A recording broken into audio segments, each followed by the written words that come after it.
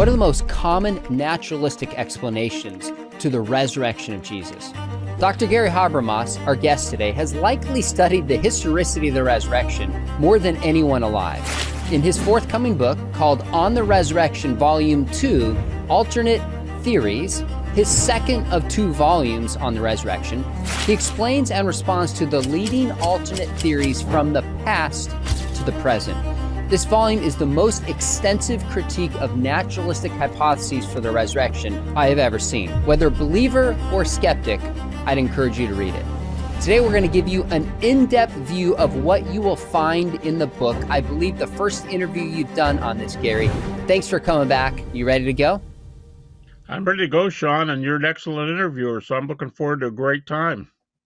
Well, let's just jump right in. In your first volume, which I'm going to show here, because the cover for this one looks similar. So this is the first volume, 1,100 pages, your positive case for the resurrection. This book is coming out soon. It's responding to alternate hypotheses. I'm just curious how the writing compared and contrast making the positive case as opposed to responding to criticisms.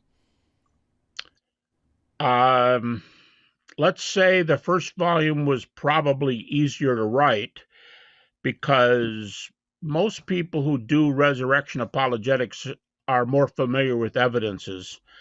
But volume 2, just give one example. I have 3 chapters on there on 19th century German liberalism. One are the liberal theories, one are the liberals versus the liberals, and one is the conservatives of that time, people at Oxford, Cambridge, Aberdeen, going after the German liberals. And it was much more difficult because those 3 chapters are packed with German sources, just to give you one example. So I had to get into the German text a lot more, get into the page numbers of a volume that was written in 1829, for example, and you could find these things.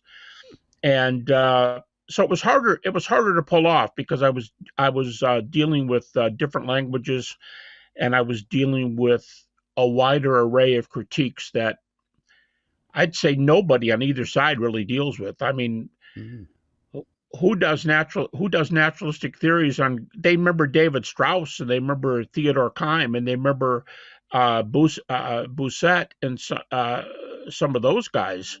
But the really obscure German writers that come up with other things, nobody does them. But because they unpack some of the things of the bigger names, yeah, they're there. So volume 2 was harder to write, but it was fun because the data we have today are plenty for refutations.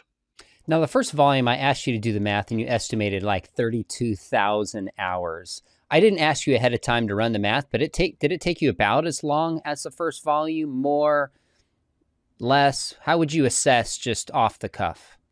Well, the first one is about 170 pages longer, so it's going to take longer to write 170 extra pages. But volume 2 was 900 pages, so probably because going through the German and going through the languages is slower, they're probably both comparable as to how long it took.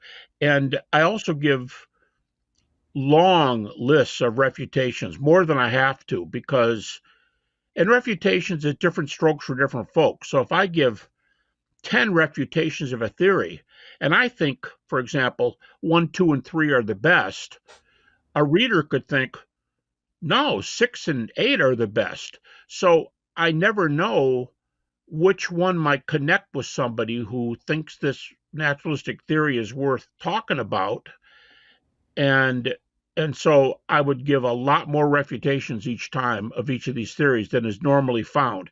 You can read a normal book. Well, here's the best way to say it. From what I can tell, the longest book in print before this on naturalistic theories was Mike Lacona's PhD dissertation, his revamped, his edited dissertation with InterVarsity. And I think Mike has about 250 pages in their refutations. Mike says it's not that long, but I went through the book, and that's what I counted, 250. The next one before Mike was the co-edited book that Mike and I the co-authored book that Mike and I wrote, The Case for the Resurrection of Jesus, it has about 100 pages of naturalistic theory. So you drop from 250 to 100. This one is 900. So I think it's probably fair to say it's the longest treatment of naturalistic theories, maybe ever, maybe of all time. I'm certainly not aware of one that comes close. In your first volume, I appreciated that you list out, for example, not the common arguments for the empty tomb, but you had said in other volumes there's 20 arguments, and I'd always wondered, well, where are those 20 arguments? Finally, in the first volume, they came out. Well, you do that with hallucination, with the Swoon hypothesis. With each one of these, it's like an extensive list. Now, we won't walk through all those. We'll walk through some of these and maybe give folks 2 or 3 so they know what to expect of what you consider stronger ones. But the research and evidence is there. Now, you were really honest in our first interview to talk about how a lot of your personal doubt before doing your dissertation on this, and then going through a period of doubt, driving your research. And without doubt, you might not have spent, or probably wouldn't have spent, the amount of time that you've spent studying the resurrection. How did doubt play into this volume?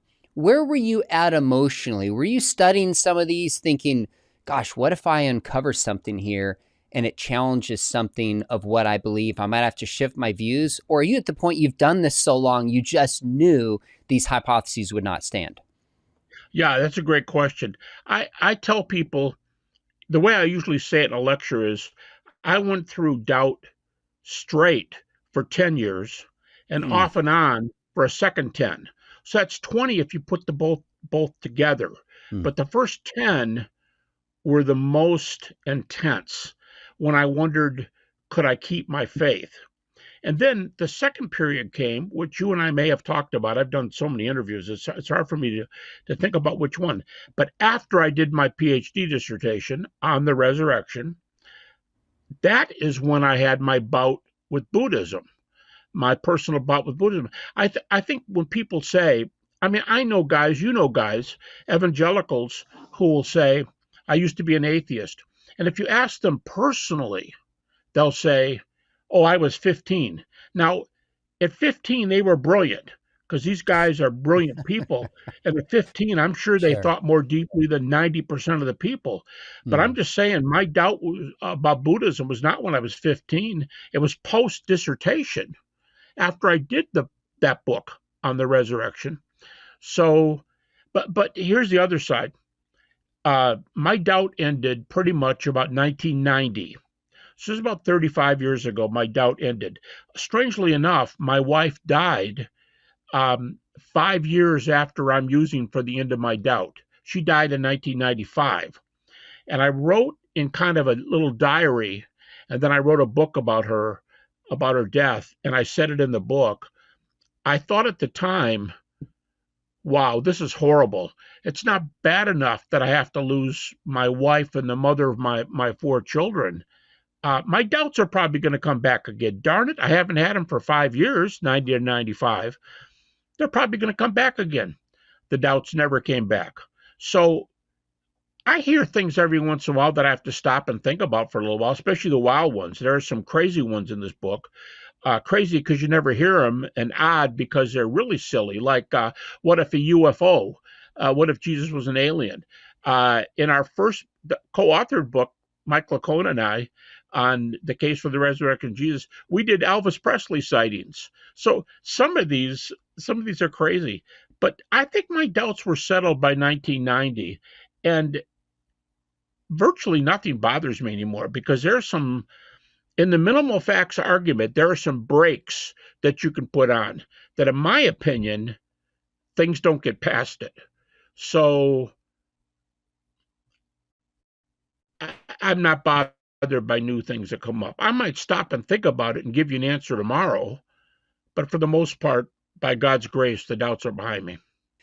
In the book, Gary, you go back to some of the earliest objections in the 1st, 2nd century. You go through the Middle Ages, 18th, 19th century to today.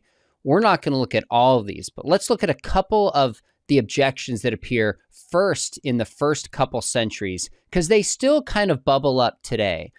And one of these is that a common objection is that there were alternate Christianities in the early church. that show a kind of theological diversity that was eventually defeated by orthodoxy. And as a part of this is often that the resurrection was not central to the first proclamations, but was one of a few beliefs that were embraced by some, rejected by others. What do you make of that objection? Well, what bothers me the most about it, I just read Jimmy Dunn, D.G. Dunn, James D.G. Dunn on this. He made a comment the other day, and it would be the thing I would say. He says, strange thing about these guys that champion the Gospel of Peter and the Gospel of Thomas.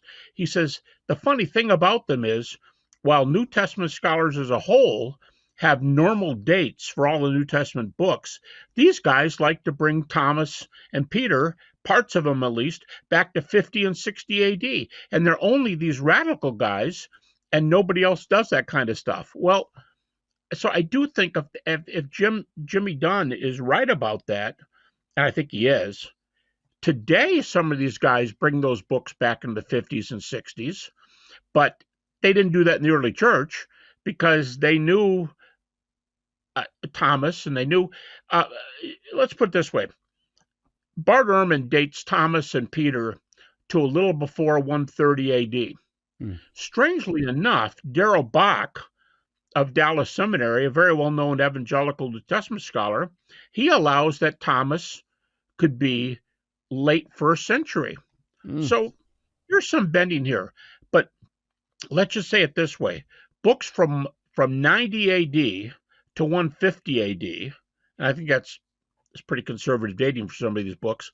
If you're going to bring these books back from 90 to 150, these renegade books in the second century, how are they going to spar with the creeds, the creedal data that go back to the 30s AD? So even if you take that, I don't know, Thomas may be 95 AD. Well, good for you. You're only 65 years after our early creeds. Or somebody says, hey, I think parts of Thomas and Gospel of Peter belong back in the 50s and 60s AD. Well, like Jimmy Dunn just said, those are crazy bringing those dates back. But what do you say about creeds from the 30s AD? We have a new kind of data with information that the people who bring those later books back to the 50s and 60s, I think, don't have. They can't back that up, and it's evidenced by the fact that people outside of their group don't buy those views. It'd be like, let me give you an analogy. It'd be like if evangelicals said, well, apostles wrote Gospels 1 and 4, and near apostles were involved in Gospels 2 and 3. And that's an evangelical read. Well, critics don't think like that. So they're not going to give you that kind of they're not going to give you that material. And I think the mainline scholars will not grant that those books belong, mainline critics don't grant that those books have roots back in the 50s and 60s, let alone into the 30s. But they allow the 30s. I mean, for crying out loud, Rudolf Bultmann, who's probably the most, of the major theologians, he's probably the furthest to the left, further left, I think, than Bart Ehrman. Rudolf Bultmann said we have creeds from the earliest church coming out of Jerusalem, coming right out of Jerusalem. That's Bultmann. Thomas and Peter in those books aren't going to compete with that. That helps. When I was doing my research on the apostles, one of the things I had to show is if they're willing to suffer and die, that it's a resurrection faith. And you're right, from the creeds, 1 Corinthians 15, Romans 1, 3 through 4, some even embedded in the Gospels, you consistently find the resurrection there. You see Jesus predict it in Mark, which might be the earliest gospel, and told by an angel they'll see the risen Jesus. Rest of the Gospels, the preaching in Acts, there is no early Christian faith apart from the resurrection, period. I think we know that definitively. Now, Q, talk to me about Q a little bit, because Q is this idea that Matthew and Luke borrowed from Mark for some of the writings they have in common, but how do we account for the similarities between Matthew and Luke that are not accounted in Mark? And this writings saying is posited, even though there's no physical evidence of it, of short sayings that arguably even predated some or all of the Gospels. If that were true, would Q pose a challenge to the resurrection being central and early? Yeah, and absolutely not. Because, well, I can take it from a lot of viewpoints. When I only teach PhD classes, and I tell my PhD students, I'll say, look, here's what I'm going to do. I'm going to introduce Q into this class, and let me define how I'm going to do it. Let's not talk about whether there's a document called Q, because nobody knows that. And let's not talk if there's a first, second, and third Q, as some of these real radical scholars say. There's an early Q, middle Q, and late Q. Most people think that's ridiculous. I'll say, here's how I'm going to define it. Q are simply the verses, as you said. They're simply the verses that are in Matthew and in Luke and not Mark. Evangelicals can't argue with it because it's in their Gospels. That's what I do. Okay, now, some of the critics will say, well, there's no resurrection there, or no death and resurrection there, and I think that's silly. They'll say, for example, the book of the Gospel of Thomas is similar to Q because it's a sayings document. But in the Gospel of Thomas, you've got the parable about Jesus dying. It's sort of like Mark 12, but it's a little different one. Thomas begins with these words. Thomas begins, the living Jesus said. And a very common interpretation that even the Jesus Seminar, whether they buy it or not, the Jesus Seminars I recall say it's a possible interpretation. The living Jesus is very possibly a popular interpretation of this. He's the resurrected Jesus. So in a sense, no. In a sense, it's not talking about, Thomas isn't talking about the resurrection. It doesn't mention resurrection really. However, every verse is spoken by the living, i.e. resurrected Jesus. So it's like the whole thing comes from the resurrected Jesus. That's far stronger than we can't find a verse there. And people like Reginald Fuller, New Testament scholar of the last generation, Tom Wright, N.T. Wright of this generation, these guys have publications saying, is it true that the resurrection wasn't in Q?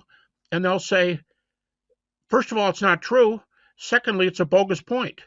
And if I were going to take a stab at that, I would say this. Same way I answered Thomas and Peter. I don't have any problem with the Gospel of Thomas, the Gospel of Peter. There might even be a few true statements in Thomas that we don't have. We're not opposed to that.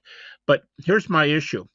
If you're going to say a book called Q, which the Jesus Seminar dates to just before the Gospel, so they're going to put Q at about 60 AD, maybe 55 AD, and let's just say for the argument there's no resurrection there. Well, first of all, is there a type of living Jesus who speaks that? That's important. But here's the second point.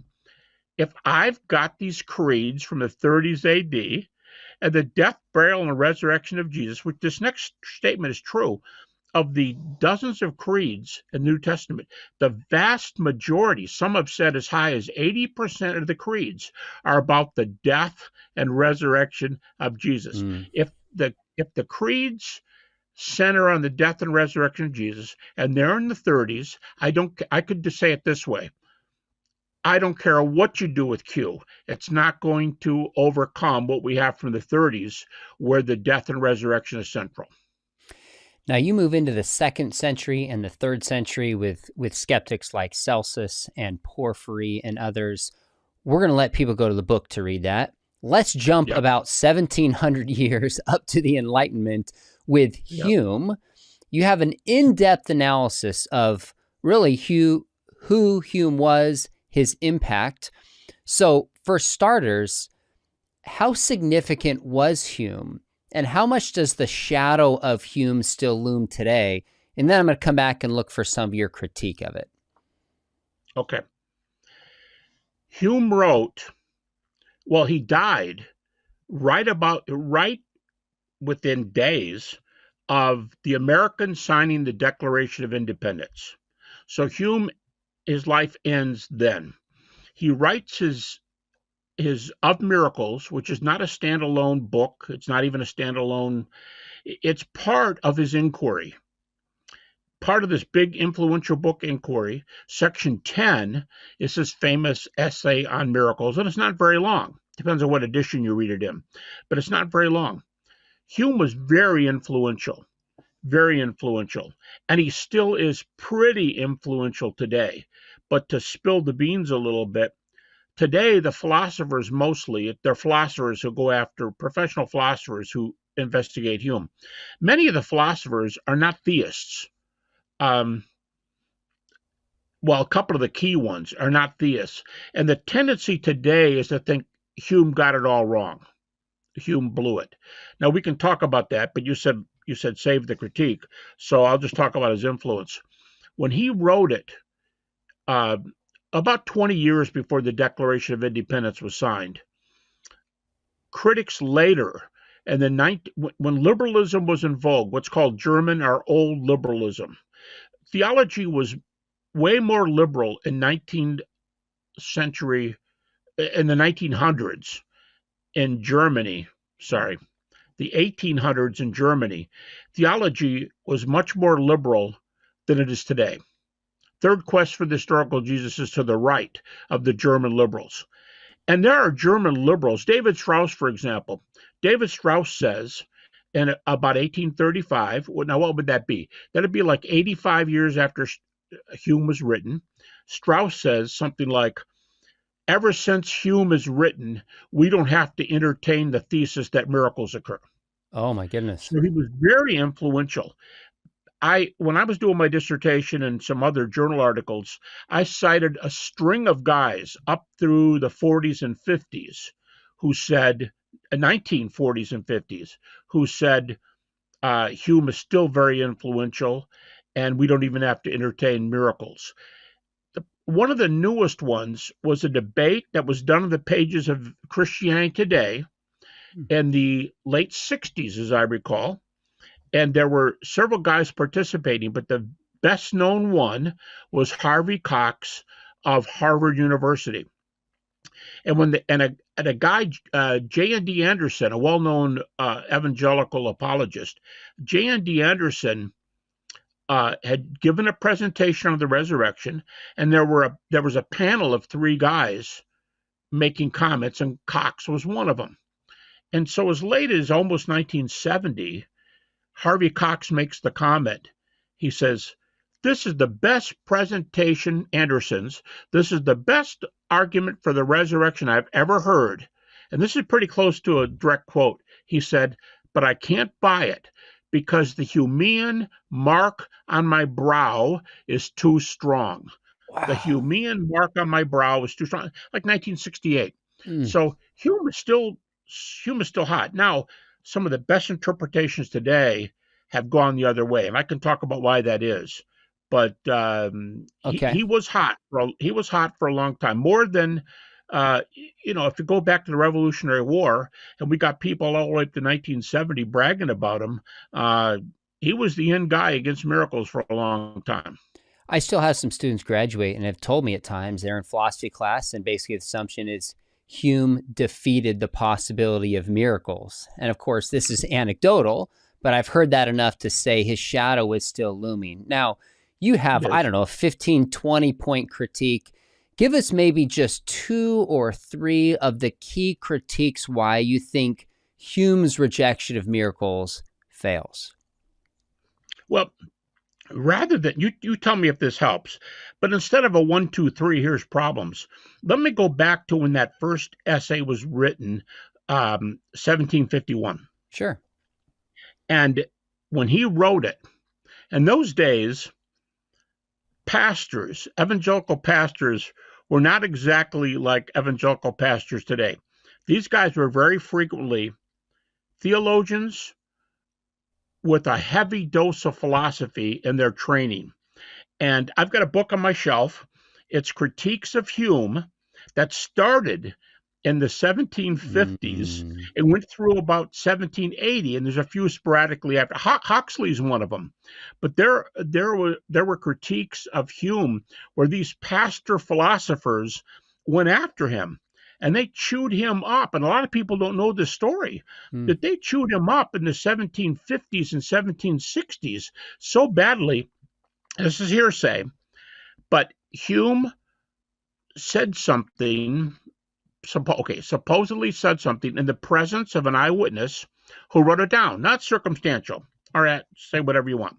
But he said, I was in the presence of Hume when he said, golly, Pastor so-and-so really whipped me. I mean, he whipped my tail. And he makes this comment. I don't know if they were drinking a beer or if they were having a coffee. I don't know what they were doing. But in a pickup conversation, I picture being in a British pub. Hume was up in Edinburgh, could have been a Scottish pub. He admitted that he was taken apart. Now, why? Okay, here's the key. There are a number of interpretations of what Hume was trying to do. And skeptics will say, here's several key 1, 2, 3 ways to just simply interpret Hume. Now, the old traditional way was Hume defines miracles out of existence, and the circular definition is followed up by a circular argument. Because at the end of part 1, there's 2 major parts in the essay. In the last couple paragraphs of part 1, he defines a miracle, and this is where we get our definition. He says a miracle is a violation of a law of nature brought about by God or an invisible agent. Now, he goes on to say there are no violations, and I don't believe. Now, that's another thing where things have changed. Today, Hume is usually interpreted as being a deist. Back in the early days when I was in school, he was interpreted as being an atheist. Today, people think he's a deist, but that doesn't help a lot because the deist God doesn't involve himself in nature. So these pastor philosophers, as I call them, they tore into him and they said that's a circular definition, that's a circular argument, and he says in the same paragraph where he defines miracles, he says this: it is a miracle if a man should rise from the dead. We're continuing, same thought, no break. It's a miracle if a man should rise from the dead because it's never been observed in any country at any time. And you go, whoa, whoa, whoa, whoa. You went through that way too. That's like saying there are no Westerns on American television in the 1960s. And since there aren't any, whoa, whoa, have you ever seen Cheyenne? Have you ever seen? And we give examples. So he's past it already. And he says there's no resurrection because they don't occur. And the only interpretations of him is that it was circular definition, a circular argument, and he never really gets away from the circularity. Okay, now the critics today, more like 20 years ago, will say, nah, Hume meant a lot more than that. You're not giving him credit for being the skeptic he was. But back then, the circular definition thing was true. And what they said was Hume responded to a lot of his critics. He responded to them back in those days. These guys were writing op-eds in newspapers. Seriously, they were writing, and he was disputing them. But he never said that interpretation was not true. He never said what the guys say today. I have a lot more nuance than that. You're not getting where I'm going. He defended his circularity, basically. So that was the early interpretation. Number 2, Hume never refuted it. And you could say, well, that's an argument for silence. It is. But number 3, you've got this writer back then who says that Hume said to a few people who heard him that he got whipped by this pastor theologian who really tore into him and he couldn't do anything about it. So he allowed, which a lot of critics don't do today, Hume allowed that he'd been torn up a bit by the critique. So that's one of the main problems. If the view goes that Hume was doing a circular definition followed by a circular argument, there are no resurrections because they don't occur. Okay, wonderful. Yeah, you really solved that problem. If it's all circular and you're going to own up to that kind of deal, we only have to refute that one, and we've refuted Hume. Now, I have 2 chapters on Hume because the second one says people have tried to revivify Hume in the 20. So I go to respond to, okay, let's say, who cares Now, if Hume... let me jump in here for a second. We're going to come Do to it. some of these. This is really important. But essentially, you have like a 12, 15-point critique of Hume. But at the start, if you define miracles in a way that is circular and you're called on it, the rest of the argument doesn't go forward. And you have a great quote by C.S. Lewis to the effect of, pointing out to Hume saying, we know miracles don't happen. Why? Because we've considered the evidence they don't happen. Well, how do we know that we can trust the evidence? Well, because miracles don't happen. It's like, wait a minute, you're kind of just defining this in a circle, so to speak. Right. And so we can challenge this definition. You challenge his standard of proof for witnesses that are so impossible to find. And then, of course, his conclusions.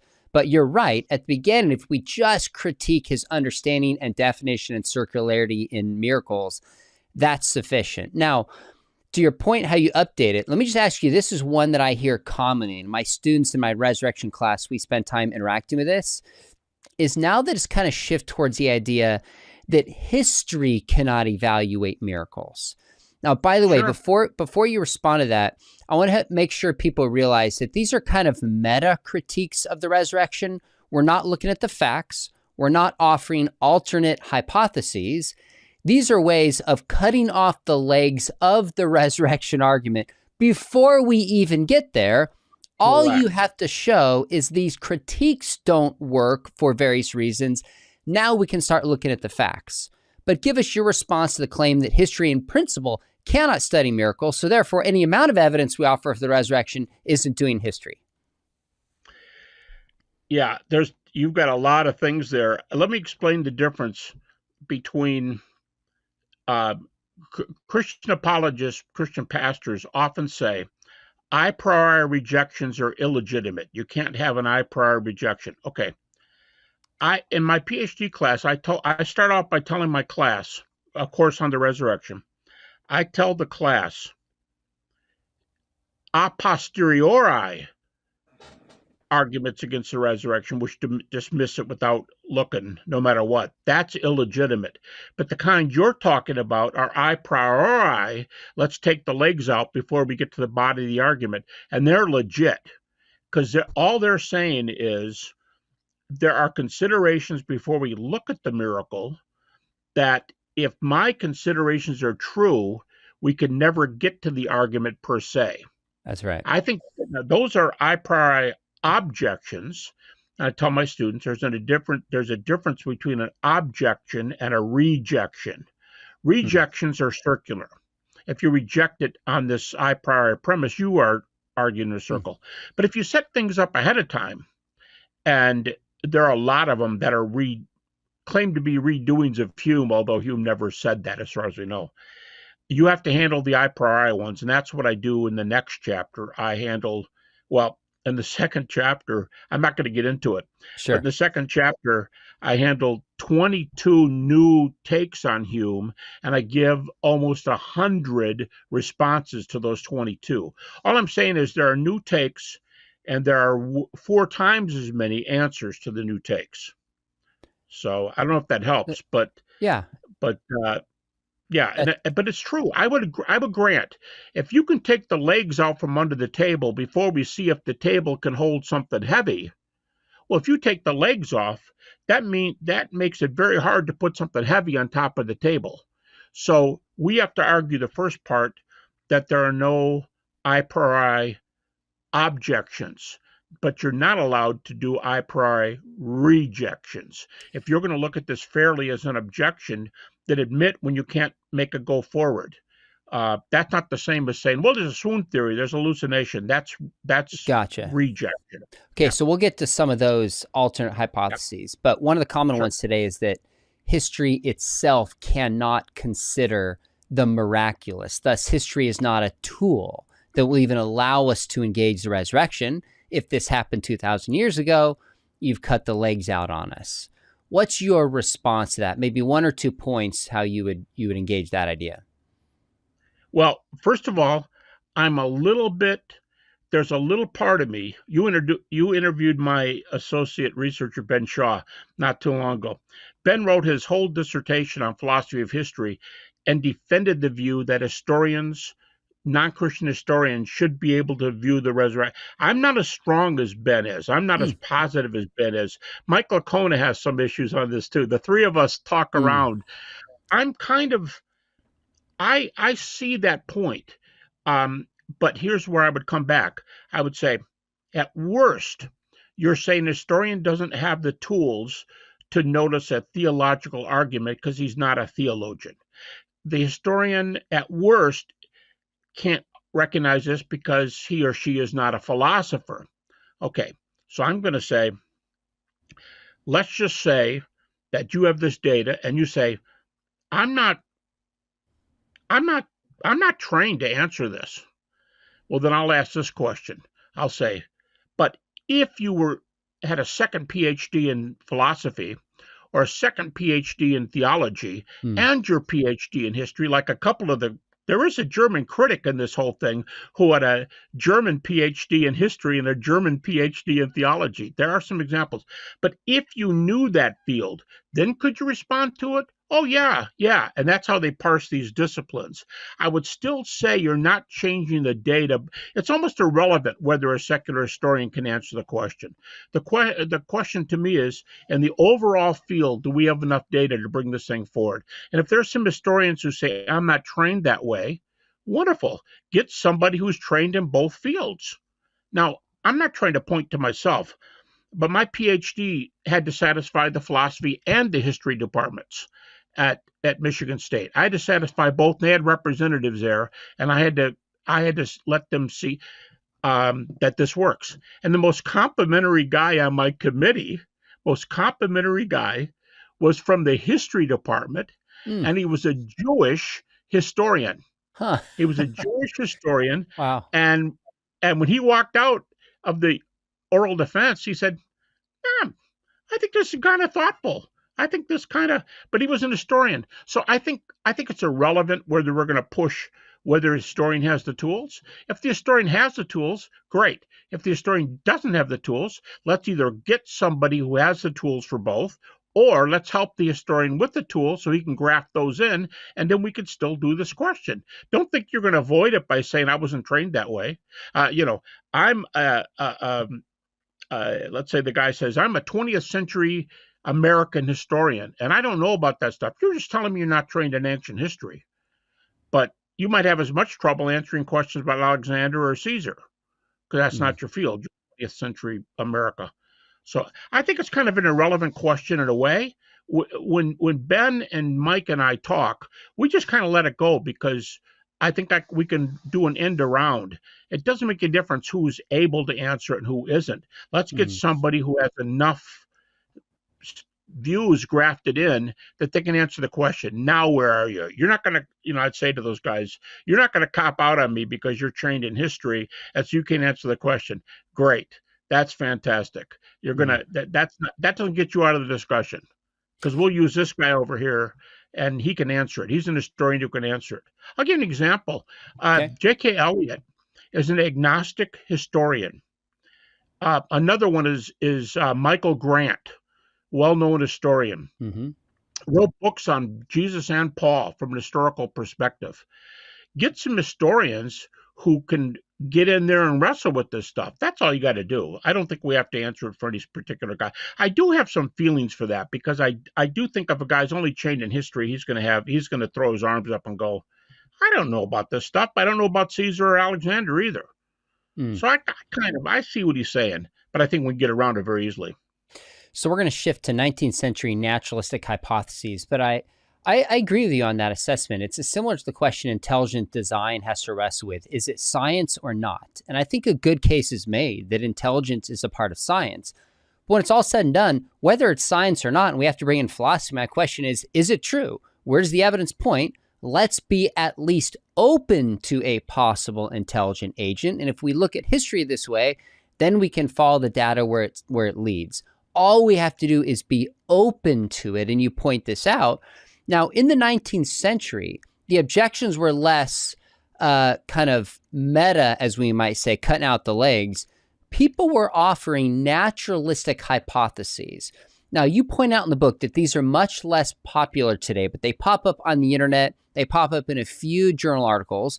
So we won't walk through all of these, but maybe just give us a sense of why you think these hypotheses don't work. Now, a big one is the Swoon apparent death hypothesis. Now, you have multiple chapters in your 2 volumes on this, the most in-depth analysis I've seen.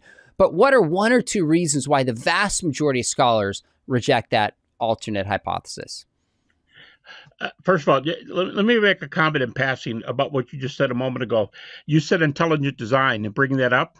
We've got people in intelligent design, like Bill Dembski, who has the PhD in math and a PhD in philosophy. He does. We have Steve Meyer, who's trained in philosophy of science. So we can, you know what I mean? So they can get in there and answer because they paid the price to do both.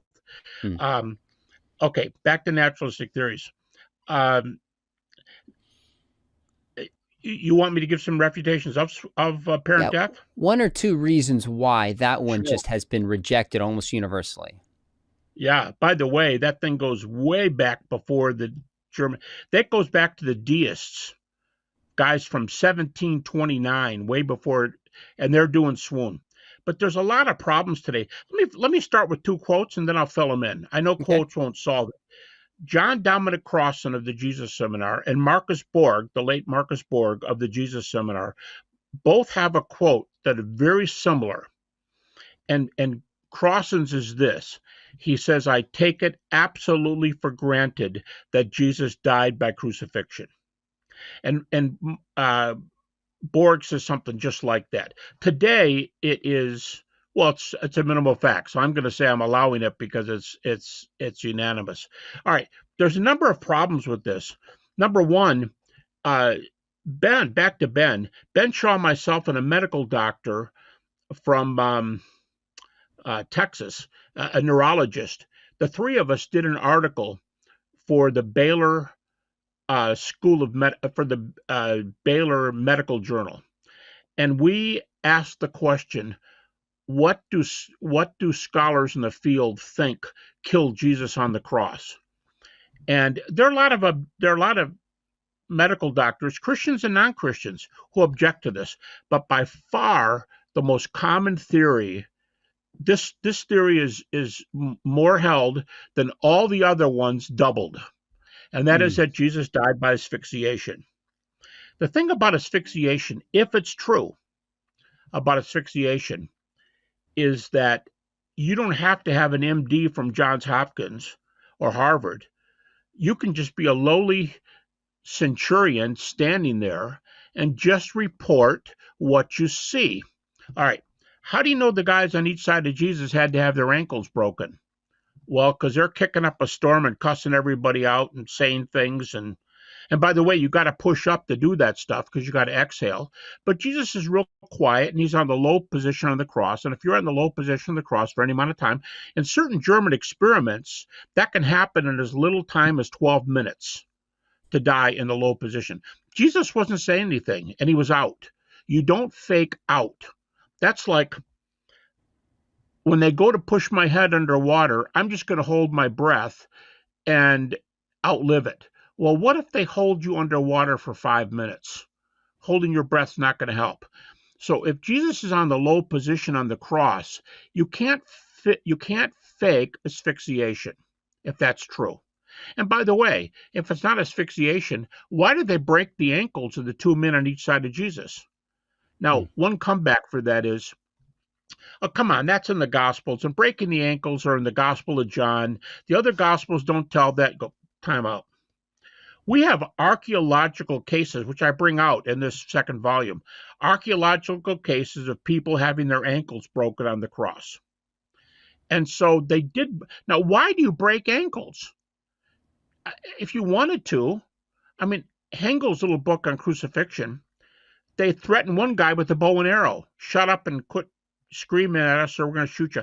Another guy, they went over and crushed his skull with a club. So you don't have to break ankles. Why do you break ankles? Why is it in the literature and archaeology? And it seems that if you smash ankles, let me say it this way. Anybody whose life depends on pull-ups is not going to be alive very long. So first reason is death by crucifixion appears to have built-in checks and balances where a centurion does not have to have a medical degree. The, the guy is low on the cross. He's just hanging there. He's not doing anything. The guy's dead, okay? Okay, that's one. Secondly, we argued in this medical article, even if we don't know it's asphyxiation, there's a couple other arguments. We don't have to say, and here's what we conclude in the article, we don't have to say how Jesus died. We only have to be able to argue that he died. Good. And here's the other two things. We also have, not just broken ankles, we have arguments for piercing bodies like John describes. And you go, yeah, once again, that's only in John. Time out. It's also in a Roman source or two. And one Roman source, Quintilian, says the centurion is allowed to give the body to the family for burial. This guy's dead. So they take him down, and he's allowed to give the body to the family to bury after they pierce him one more time. Now, the word for pierce there is it's a Latin term, and it's a military term. And that kind of piercing is almost always done in the literature with an axe, a spear, or a sword. And the guy, it says they have to pierce the body, and the word meaning most likely axe, spear, or sword. He's already dead. All right, give him one more for the road. Now you can have his body. So a second argument is a death blow. Whatever the broken ankles is an incoming blow, but the guy's dead. They put him on the ground. They smash him one more time, and they say take the body.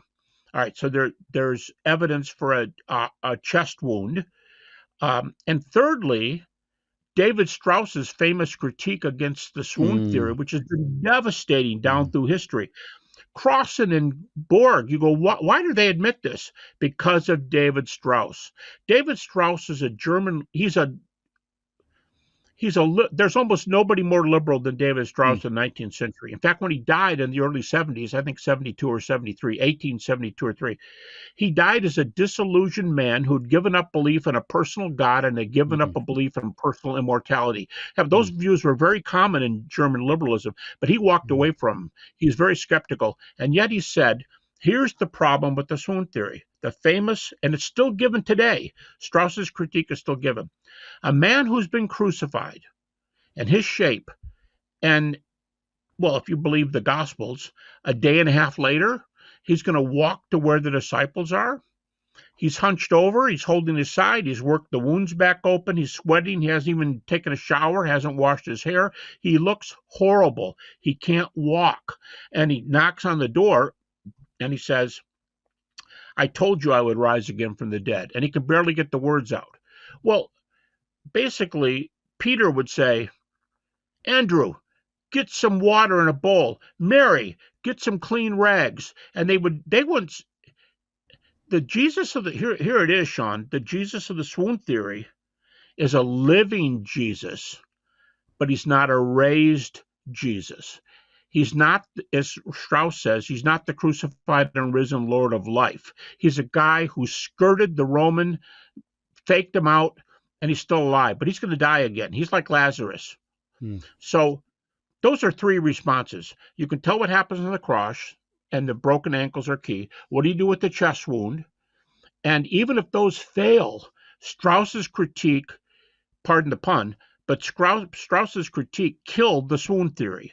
Because Strauss says, even if he was, basically Strauss says the problem with the swoon theory is logical, not medical.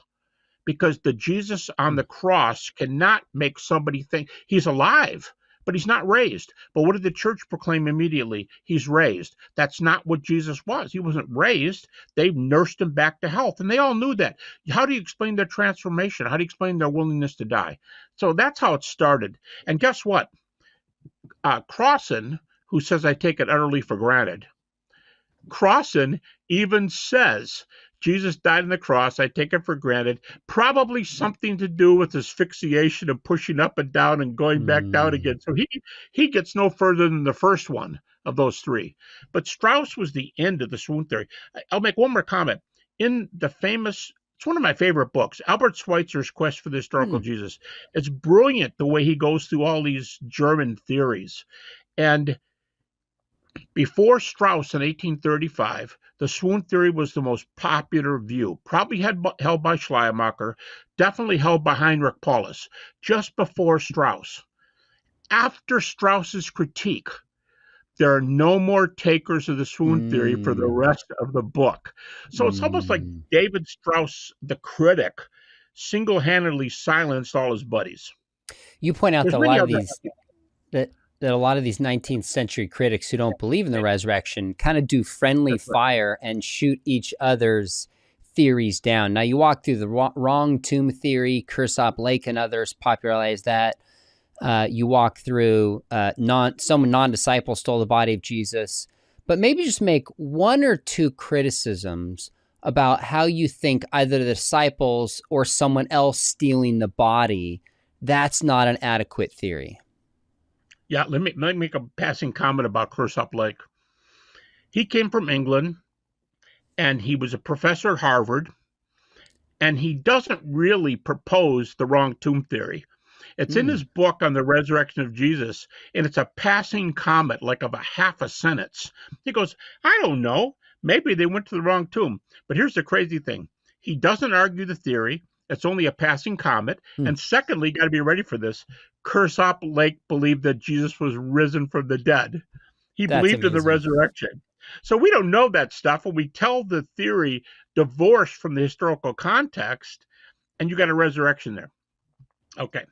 But let me go back to your question, Sean. You wanted me to talk about... So the stolen body. Now, you separate from the disciples stealing it from others stealing it. But why does anybody stealing it? Give us one or two reasons why that theory just doesn't fly. Yeah, you mentioned the disciples doing it. It's the worst theory of all. It's the most illogical one. Okay. And as far as we can tell, I mean, I'm the guy that went through all the sources. Nobody has held that theory seriously. The disciples stole the body. You got some little tiny side views, but Hermann Samuel Reimarus, a German rationalist, 30 years before the birth of German liberalism, 1760s, Reimarus taught that the disciples stole the body. Nobody has really done anything with it since. And the main problem is implicate whoever you want to. If I'm going to use that theory, here's me. I don't know. Somebody came and took it. We don't know who he is. He didn't leave his name etched in the rock. He didn't tell us who it was. Some unknown person took the body. That's better because you can't get your hooks in there. But if you say the disciples stole the body, oh, are these the same guys who turned the world upside down, put their families on hold? James and John, the fishermen, Peter, the fisherman, Matthew, the tax collector, they put their life on hold to go out, and they were totally transformed. And you're the man that did this research, but totally transformed. And as far as we know, you've got a comment like this in your Fate of the Apostles book. As far as we know, none of them ever recanted. And we don't know that all the apostles died, but they were willing to die. And people say to me, well, how can you say that? Can you read Paul's mind? Can you read Peter's mind? Can you read? I'll say no, but I can read their feet. And you go, what do you mean? Well, look, if I go into a city and get beat up, seriously beat up to preach the gospel because I care about people, and I come back 2 years later and I go in the same city and take the same chance, I'm willing to die for my faith. I'm reading my feet, not my words. But these guys, of the ones we are sure of, you give just a few, the two Jameses and Peter and Paul. Okay, the James, the son of Zebedee, died too young to be a player in this discussion. But James, the brother of Jesus, Paul, and Peter. You add John in there, who's there in Galatians chapter 2, but you get those first three. Nobody's been more influential in the church than those three: Peter, Paul, and James, the brother of Jesus. And we have first century sources for the martyrdom of Mm-hmm. all three of them. Mm-hmm. Okay, if they stole the body, are you telling me they're so dim-witted that they forgot it? Number one, they're willing to leave a loving family. Number two, they go out and preach and sleep on a rock every night and don't eat adequately and get beat up and run out of town and Paul's stoned for dead at Lystra. They're going to be willing to die, and they give their whole life for this message. You're going to tell me they're the same ones that stole the body? I mean, this is ludicrous, and everybody knows it is. So that if you bring that up in a debate, and you with a smart critic, and you go, "Oh, I suppose you hold the disciples stole the body," he'll likely say something like, "I would never say such a stupid thing in my whole life," because nobody takes that. Now, you're better off taking somebody else stole the body. And take the one I said, an anonymous person, so we can't sink our hooks into them. Here's the problem. Even if that happened, all you've done is explain the empty tomb. You go, well, the empty tomb is a lot. It is, but you haven't explained the appearances. That's great. And if you can't explain the appearances, you don't have a resurrection theory. You've got to deal with the appearances. Yeah, you got to get around to the empty tomb. But you've got to deal with the appearances or your theory is worthless. So stolen body theories just don't make it. And here's another problem. Where's the data for it? Where are the data for someone's? Do you have any sources for that? No. As one critic told me one time in a dialogue, he said, "I don't need sources. That's my Bible logic." Well, your Bible logic stinks. There's no logic to it at all. There's no evidence that anybody stole the body. So you're postulating it out there. And we have a whole, look at that book. We have all kinds of reasons. They have none, and yet they think they can put it out there and say someone took the body. Really, the only ones who say that kind of stuff today are the mythers, the Jesus mythers, not the guys that teach in the universities. Hey, one quick story. I was at Stanford once, and I actually a couple times, but I was there one time and I was doing a lecture on the resurrection. And I made the comment at the end because I couldn't get it in and I said, and these facts are enough to refute the naturalistic theories. And if any of you want to ask me that during the Q&A, go for it. Because I didn't have time to get to naturalistic theories. So it was in a saucer-shaped room, and this guy comes down to the microphone, and a lot of people there. And he goes, very, very polite. And he said, "Can I offer naturalistic theory?"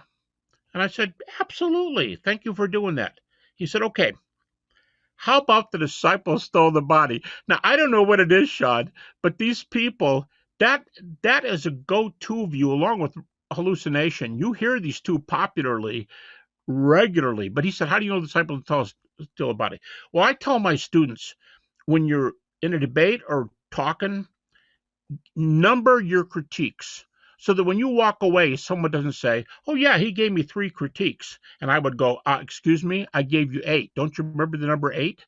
Because they think if there's 8 critiques. So I said, "Okay," I said, "I'm only going to use the minimal facts, and I'm going to address your theory the disciples stole the body." And I went 1, and I gave it 2, and I gave it 3, and I gave it. And I got up to number 8, and I said, 8. And this ripple went through the crowd. And you know how sometimes you can interpret ripples? Sure. The ripple was like, "Sit down, dude. You shouldn't have been up there in the first place." And before I even gave 8, the guy bends over to the mic and he goes, sorry. And he turns around and scampers back to his seat. That's So, a great I mean, story. you'll get that.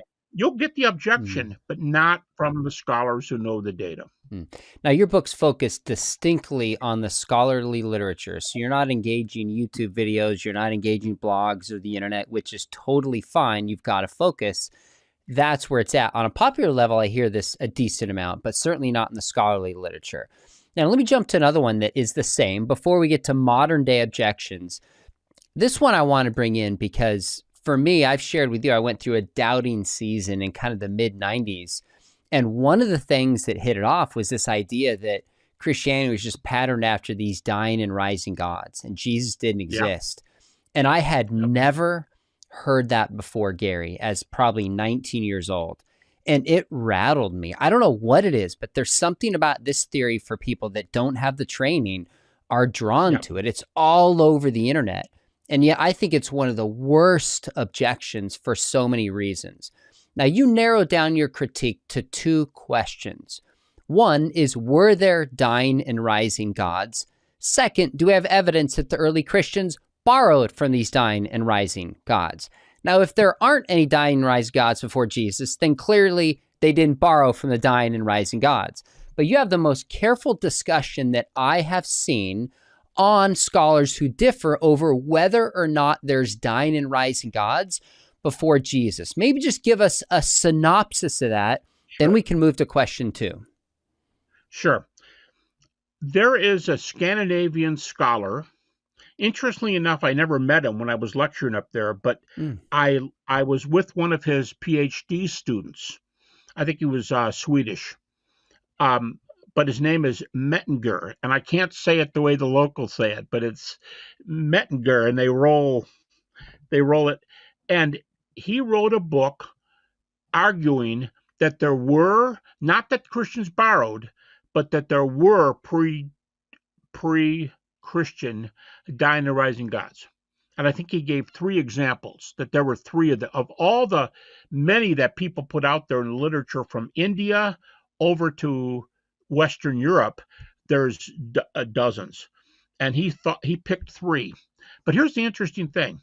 He took the view, not that Christians borrowed. In fact, he said later in the book, I think there are 3, and I don't think Christians borrowed from any of them.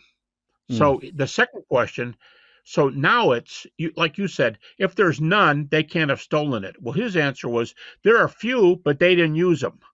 So he's going to take the next best answer. But he does say this in the book, and here's why I'm citing Mettinger.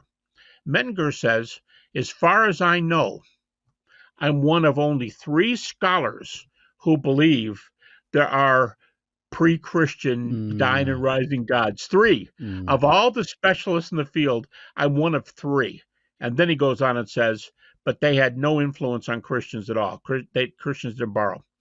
And the guys who say that, they will usually add, they didn't inspire the Christians. They don't do this in order to make a theory to the disciples. They do it just to answer the question of their dying and rising gods. And Mettinger says there are, and it's almost irrelevant.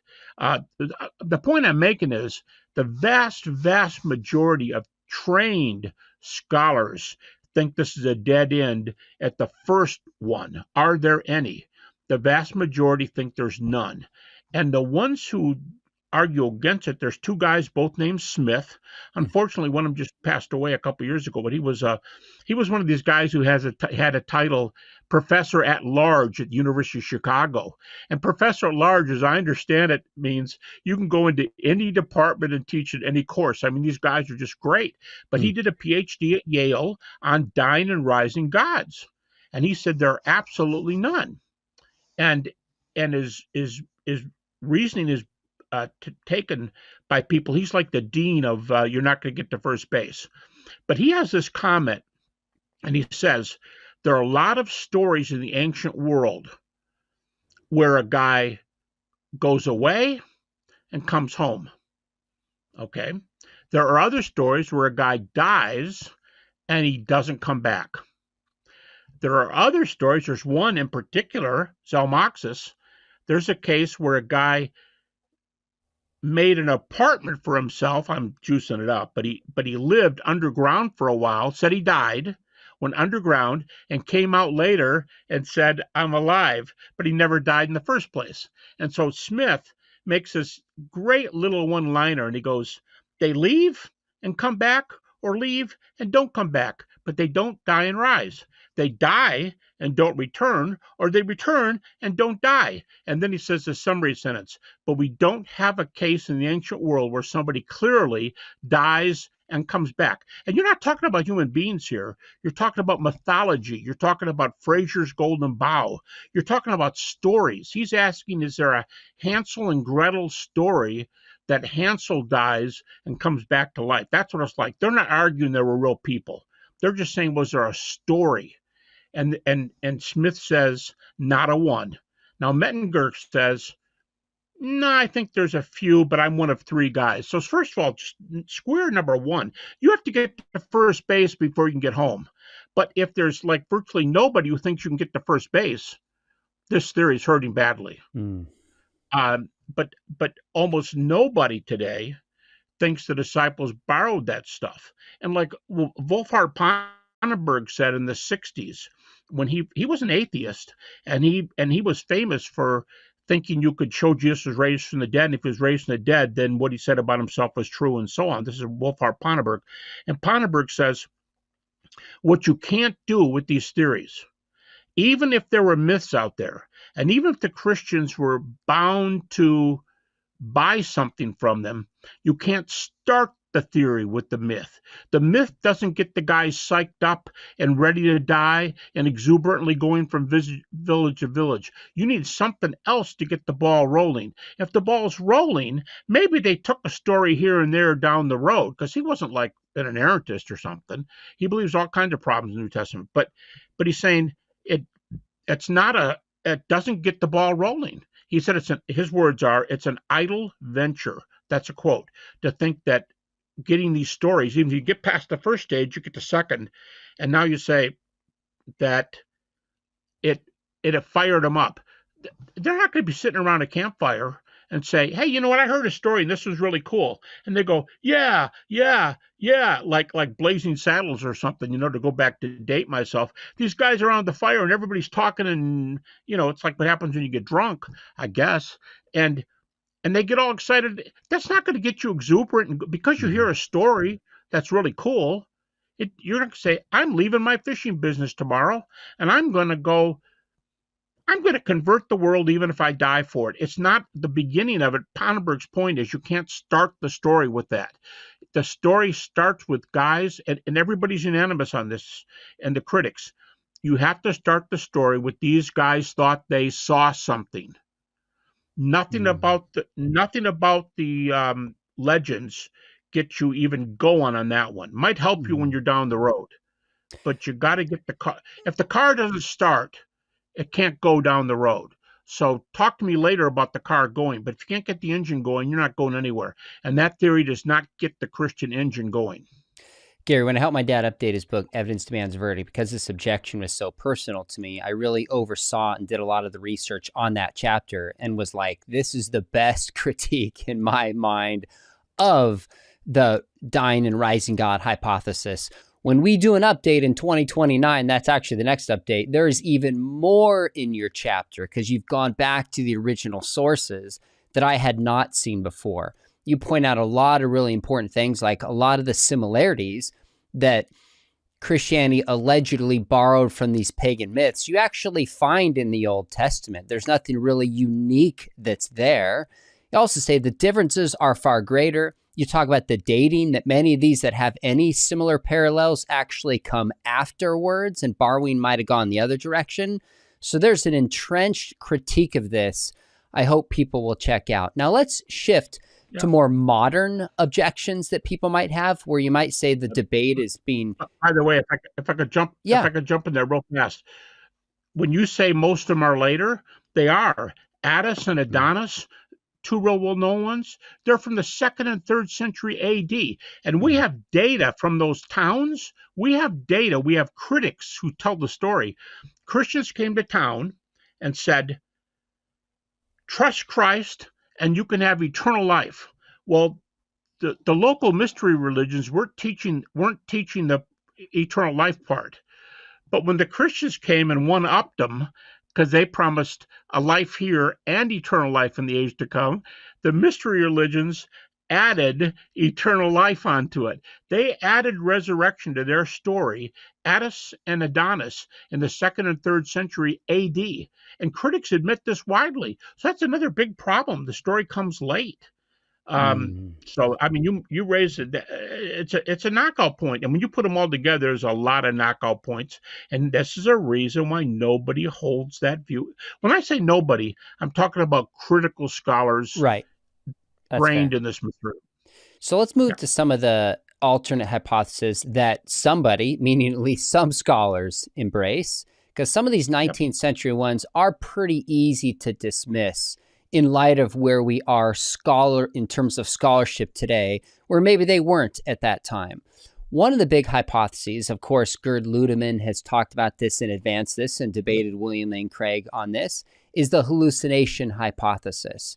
Now, hallucinations, just really quickly, of course, you know this, there's nothing objective like a UFO or an alien or, another, maybe Bigfoot, some have said. These are internal projections of the mind. Yet this one seems to have some feet in the scholarly world, as far as I can tell. What would be your critique of the hallucination hypothesis? Maybe give us one or two that you think just are potentially devastating to it. Well, I play off on one of the updates of David Hume in that chapter to answer this one. To me, the comeback, you can go a lot of places, but you're right. An hallucination, okay, first of all, definitions. So many people will say things like, hallucinations happen. I know they do. Well, like what?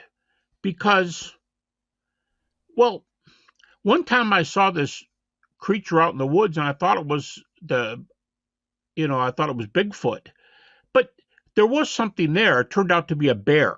And I just misinterpreted it. But see, the two hunters with me, we all saw it. So you can see things and you can see them in a group. Time out. You saw Bigfoot, you thought, and on closer inspection, which is a key, you found out it was a bear. Okay. A hallucination is much more radical than that, as you said. An hallucination is when it's like you're looking at thin air. Here's an hallucination. I'm lecturing to my class, and I turn, and I say, honey, what are you doing here? And I begin talking to my wife, who died in 1995. And I say she's in the classroom with me, and I'm dead serious. And the students are looking around, and someone's calling the campus police and wondering what's going on. That's more radical. It's not seeing the bear and thinking it's Bigfoot. It's looking at thin space and coming up with an interpretation that everybody shares. What if everybody in the room saw my deceased wife with me? Oh, that's different. That's way more complicated. One of the biggest problems with hallucination is that students will say, well, I'll tell you what, I'll give you the strongest form of it. Antony Flew, when he was an atheist, the guy debated 3 times, got to be very good friends with him. Leading atheist, he published more things pro-atheist than anybody who ever lived, as far as I know.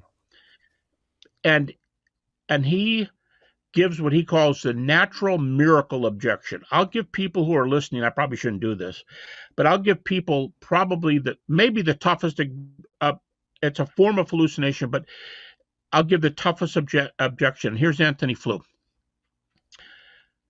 Okay, my theory is, Flew talking, my theory is the disciples saw hallucinations. And the Christian is all revved up and ready to go. And they've got 5 refutations that they were taught in church and already. And they go, you can't say that because of A, B, C, D. And Flew says, what's your main critique? There are no such things as group hallucinations. And Flew comes back, my friend, there are no such thing as resurrections. Now, which one is more believable? That the people in class, as crazy it is, could have seen my wife standing up in front? That's crazy. But a resurrection is more crazy. There's no other example of somebody coming back in a resurrected body. Lazarus doesn't count, Elijah doesn't count, Jesus is 3. They don't count. And it's called the natural miracle objection. And he says, well, resurrections are impossible. Okay, so I got thinking about that a long time ago. Now we debated 3 times, and Flew never brought it up. Boy, I wished he would. I was loaded for bear, but he never brought it up. And here's my point. There are more group resurrection reports in the New Testament, easily more groups than individuals. Most of the appearance reports are group.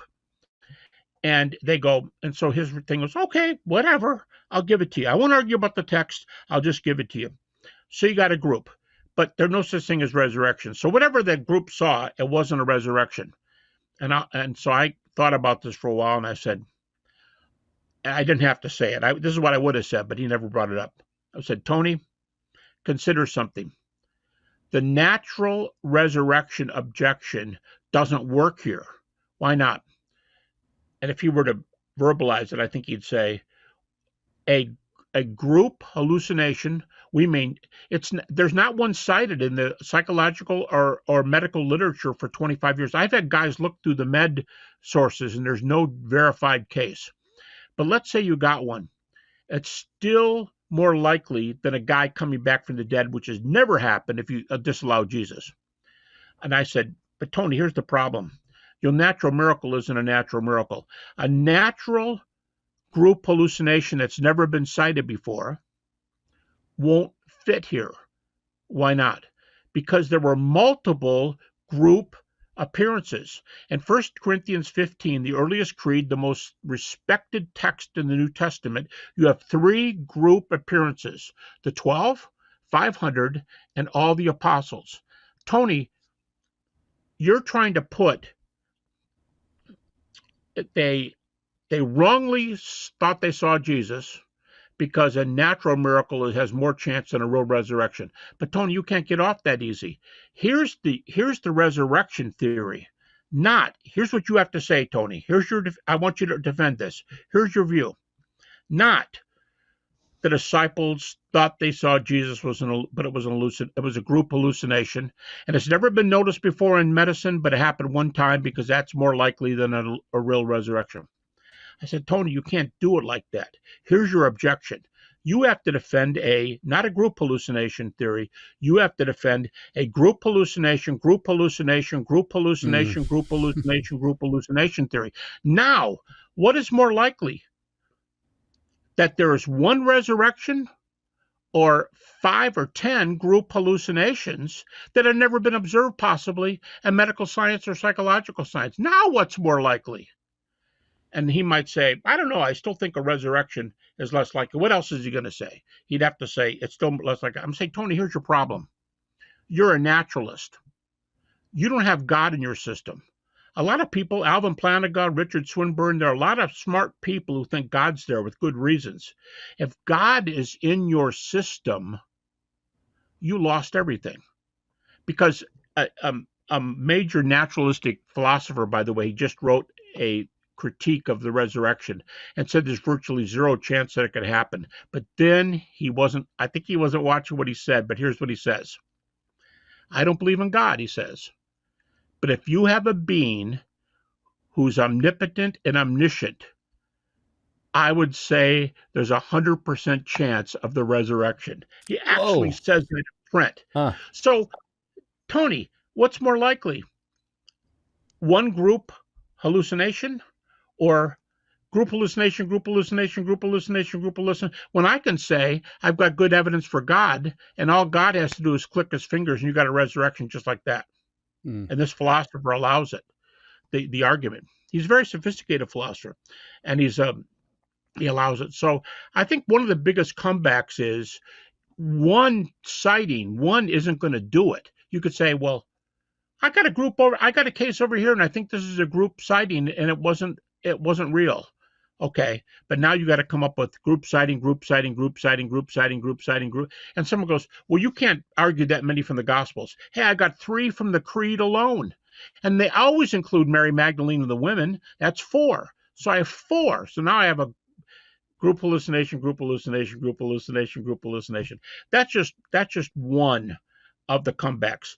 But I can argue other things. Refutations of hallucinations happen when something extraneous occurs. If let's go back to my wife, and the class thinks they see my wife in the room.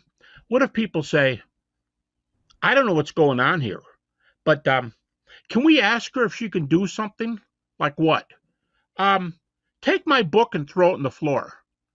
And she takes the book and throws it on the floor. And somebody's got their camera going, so they've got this on film. In other words, if they're doing something, So there's other backups, and you have that kind of backup in the historical text. There's a bunch of things. I'm just saying the data we have can refute, and I give several forms of hallucination. I do several deals, but the hallucination theory doesn't stand up to the data. I just gave one example. I can do others if you want. And one of the things I want people watching to know that you do when you approach this is you take certain facts and say these hypotheses have to explain the facts. So the stolen body theory at best could explain the empty tomb, but not the appearances. The hallucination at best could explain the appearances, but not the empty tomb. Plus you have Paul and you have James and you have these other facts. That's this grid that I find really helpful. Let's talk about one more that you have here. You call it the illusion hypothesis. Now, if I understand correctly, this is what you were referring to earlier, that there's actually a physical object, UFOs, aliens. I know that sounds extreme. And somebody... There's a bear, a bear, etc. What would be your critique of an illusion hypothesis? Okay, let me give the three definitions. I should have done that at the beginning. One is mental illness. People who think they're seeing things and nobody else, but they go, oh, yeah, but he's a schizophrenic. I mean, he's my own son, and I'm not trying to be critical, but ignore him. He's not a good source. Okay, second is illusion. A lot of times when people say, I can prove there are group hallucinations, I saw one, and give that bear example and thinking it's Bigfoot. That is not an hallucination. It's an illusion. The hallucination is the most radical. It's healthy people seeing something in thin air that produces data. It's the hardest one of all. And now you got to introduce groups. Okay, let's go back to illusion. Okay, let's go back to the hunters. How did they find out that it wasn't Bigfoot? It was a bear. How'd they find that out? Well, obviously they went and looked and they talked to other people and they were able to empirically investigate it. And there's a bear running around there. It's a grizzly bear. It's way out of its range. Not supposed to be here, but it is. And we've got footprints, and it's the biologist comes and says, I can tell the way how the weight is put on the heel and everything. I don't know how they do it, but this is a bear. This is not anything else. So you dispel illusions by doing the research. Illusion is something in the real world that is misinterpreted. That's what it is. And so you disprove it by doing research. For example, the empty tomb that you gave a moment ago, that's an example. It can't be an hallucination. Look, no one's in this tomb. That's how you do these things. And if they would have to investigate, and somebody could say, for example, they could say, I touched him. Well, yeah, but you're kind of alone. No. Peter was there, and Andrew, and wow, really? You guys touched it? You bring other data in to show it's a this, not a this. So illusions are disproven by research, by discovering the data. Same thing if it's a UFO. Same thing. You get in there and you look at what's there. I give a bunch of refutations, even of illusions. But I mean, again, you're going to say, what about the empty tomb? What about empty tomb? Peter. Empty tomb, Paul, and James are three kind of stand-up refutations that work with almost anything. But the main thing you got to remember is when something weird is reported, you put your best reporter on it for the paper, and the person does an expose and says, it wasn't a giant. The guy was walking over there with stilts on it. He had 15-foot made blue jeans on, and it was a fake. There's no guy 15 feet tall. Or it was a bear, not a Bigfoot. Or this is not a this, it's a that. When you get in there and refute it, and then again you have to come back with, and even if you did, what happens with changed lives, and what happens with willing to die, and then what about Peter, and what about James? Sorry, I said Peter again. What about Paul? What about James? What about the empty tomb? So the major thing with illusion is get in there and find out what happened, and we'll see if your theory is right or if it breaks down when you do the investigation. So last one on this before I have a few kind of different final questions for you. What about Marian apparitions? Would you put this in the category of illusion? Would you put it in the category of hallucination? Is this an objective vision? And what would be your response to that? Because that comes up a lot when I'm talking with people. You have group Sure does. appearances of something supernatural. What's your take on Marian apparitions? Now tell me something. The way you hear these, because I wonder if you're going to hear it the way it usually is given. What does a person say about who was seeing Mary? What's the report? I don't know that people often give specifics on this unless I'm reading a book when they do. But typically it's people who go to see this. It's not something that invades somebody's life. They're heading with the expectation of seeing this Marian apparition within a group. They're already Catholic, as far as I'm aware. Maybe there's some exceptions to this, but that's typically the group of people who see it, as far as I'm aware. And how many people see Mary? I don't know. I'm never given specific numbers, but it depends on how we interpret Mary, or something in the sun, or an image on the side of a building. But there's certainly groups, and sometimes big groups, that I've heard of that claim to witness this. Yeah, there's one of the best critics, one of the best known critics in the world, says this more than once. The person says, "What about the thousands of people who've seen the Virgin Mary?"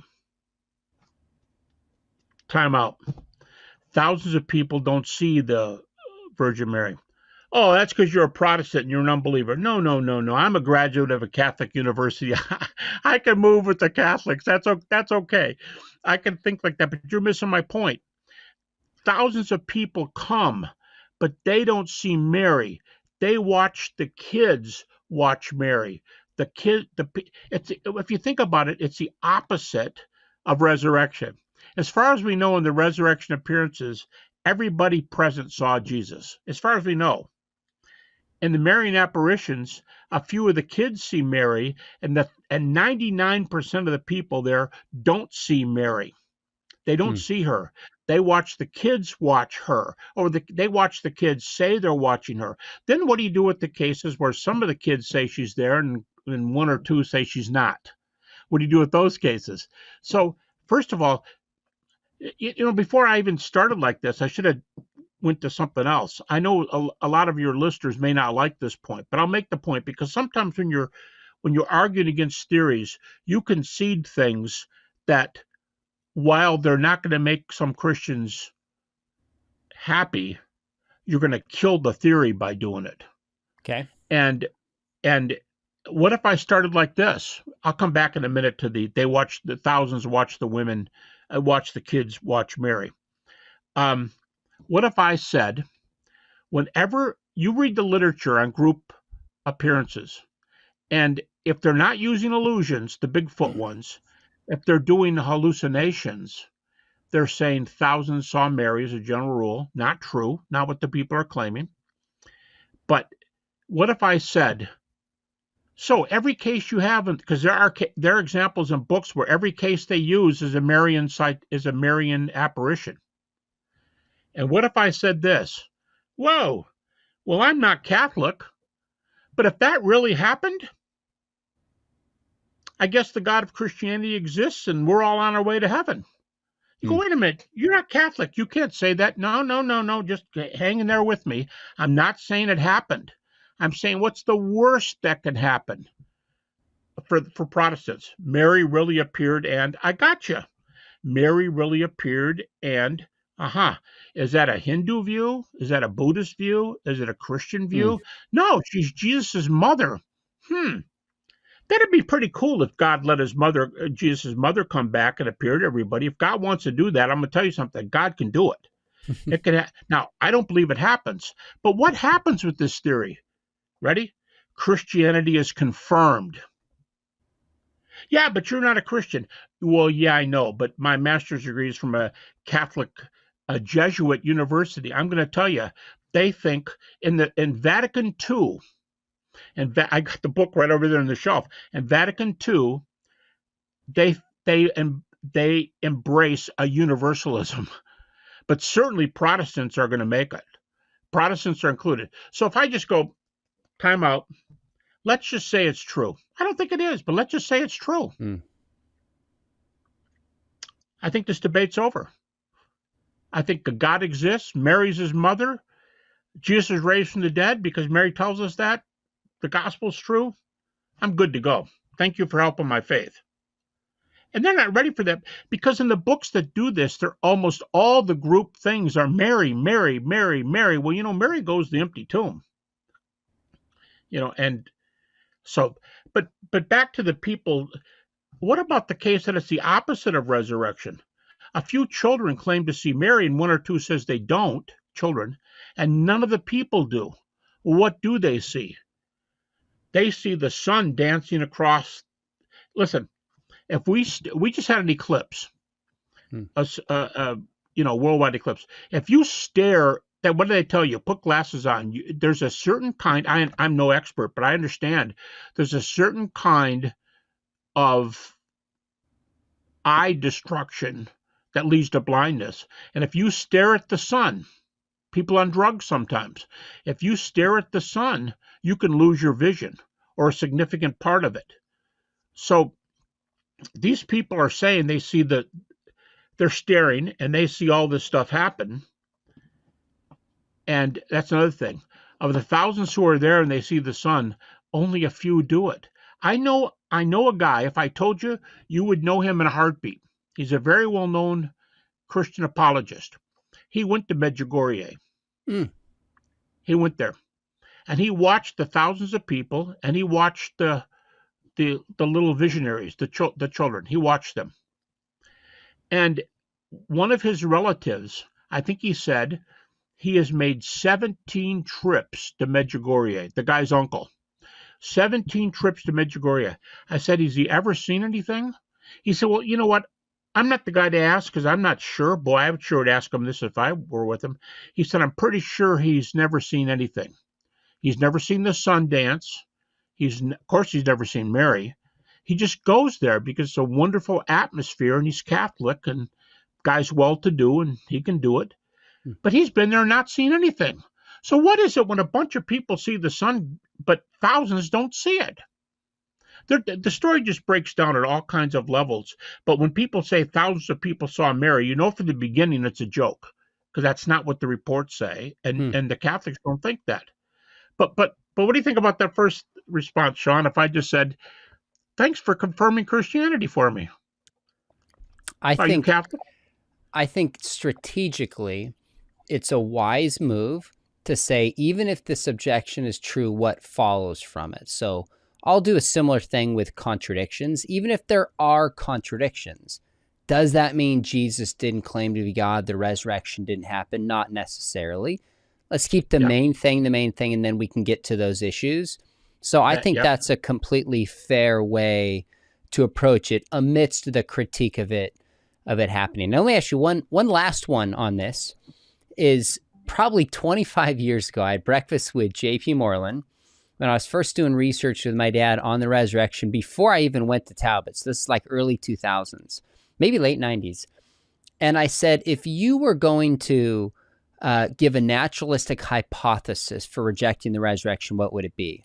And he said, I'd probably take an agnostic kind of position. I think that would probably be the easiest to defend. Now, maybe he's changed his mind. Maybe that was just on the spot. But why can't somebody reasonably just say, this happened 2,000 years ago. There's different interpretations of the facts. I just don't think it meets the standard required to believe that God has intervened in history. I'm agnostic. Yeah, now I have to know some things about this guy. The guy who's taking an agnostic view on the resurrection, does he believe in God? Or does he not believe in God either? I'll let you answer the agnostic. Tell us how you would. I don't know. I can only role play so far. Let's take it both ways. Okay. If he believes in God, there's no reason he has to be an agnostic on the resurrection because God can do anything. And I love that citation. I'm looking at the book up there. I love that atheist philosopher who says, if an omnipotent, omniscient God exists, I'll give the resurrection a 1. There's a 100% chance the resurrection happened. This guy maybe believes in God and just hasn't realized that he knows enough to believe in the resurrection. But let's take the roughest trail. Let's say he doesn't believe in God and is an agnostic. That's what my argument is all about. I'll say I'm only going to use these half dozen facts. And a lot of people misunderstand me on the half dozen facts. It's not just 6 bare facts.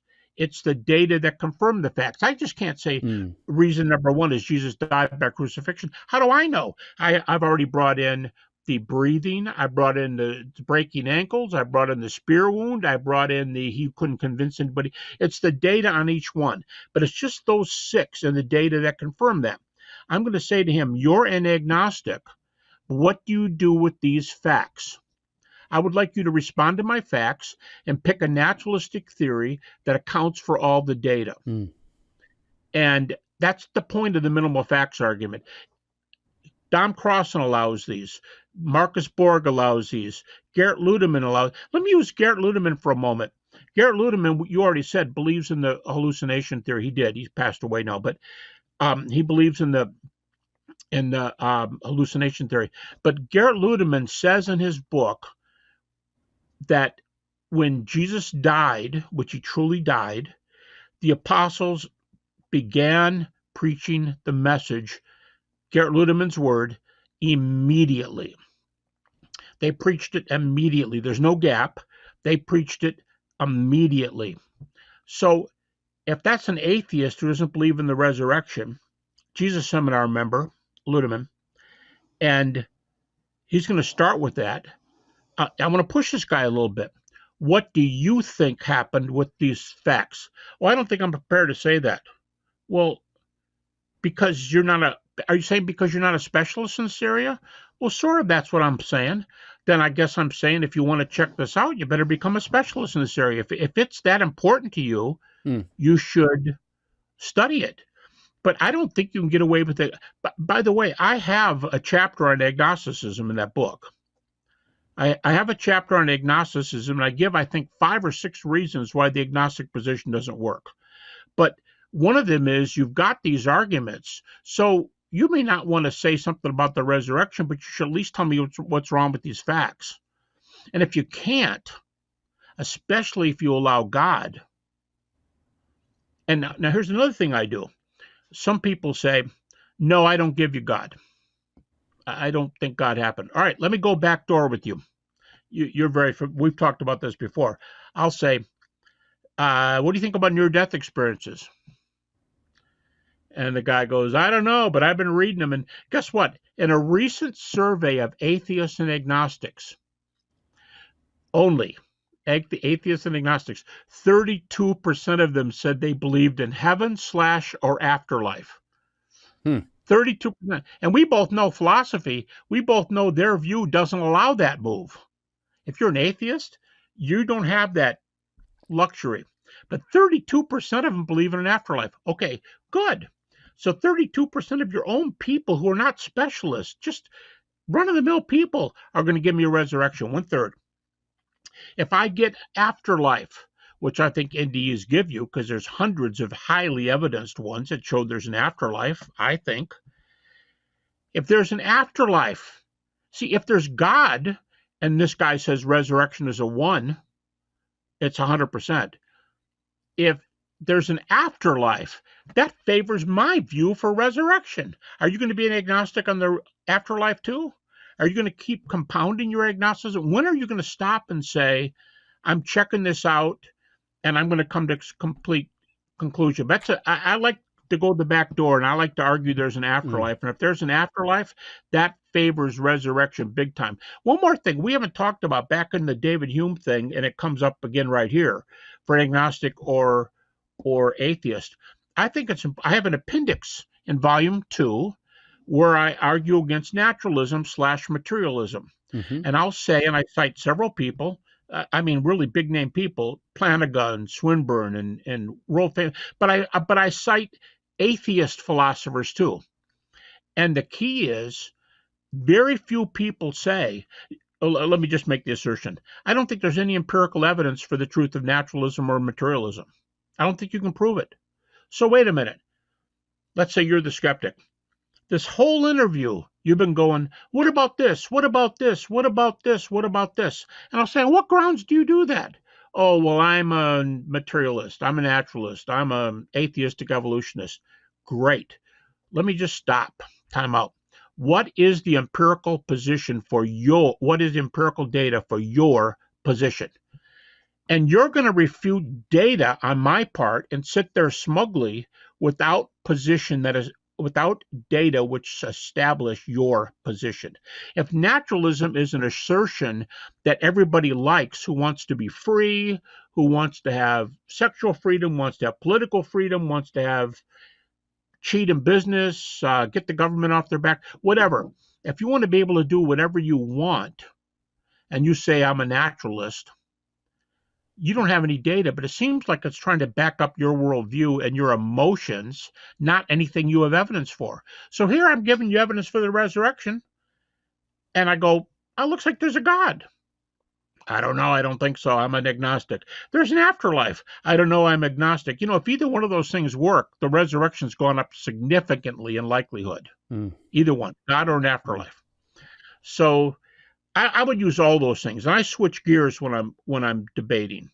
So I'll stop and I'll go time out. Let's talk about NDEs. And I won't tell you who it is, but I was debating one time with probably the best known or close to the best known. There's two or three of them. Close to the best known atheistic guy against Christianity. I mean, not trained. I mean, not a New Testament scholar. And we were debating, and he said, tell me something about the world that should make me open to the resurrection. And I said, okay, something about the world. Yeah. Near-death experiences. If there's an afterlife, Jesus' resurrection is more likely. You know what the guy said to me? It's on tape. You know what the guy said to me? I don't want to talk about near-death experiences. And I said to him, I guess you don't. Because if you concede near-death experiences, you are going down a one-way trip to admitting the resurrection. And I said, if you allow the resurrection, if you allow near-death experiences, and there's an afterlife, which you don't believe in, if you are going to allow near-death experiences, you have to be more open to the resurrection data. And he said, well, all right. If I were allowed near-death experiences, I'd have to be more open to the resurrection. And just at that time, just slightly afterwards, the moderator said, and that's all the time we have today. And I would myself, internally, I went like this, yes, because the guy had just got done saying, if there's that life after death, I'd have to be more open to the resurrection. I love that point. I mean, I taught for years and still teach the class on the resurrection. And I did not use near-death experiences early on, but as I updated the class, I added that it's one step towards more to you than just the body, continued life after the grave, arguably supernatural intervention taking place here. So along with information in the cell, origin of the universe, fine-tuning, other miracles, it gets us one step closer. Now, in your chapter on agnostic, what you're modeling here, I want to draw out for people, is that it's not enough for somebody to just say, oh, I don't believe, burden of proof is on you.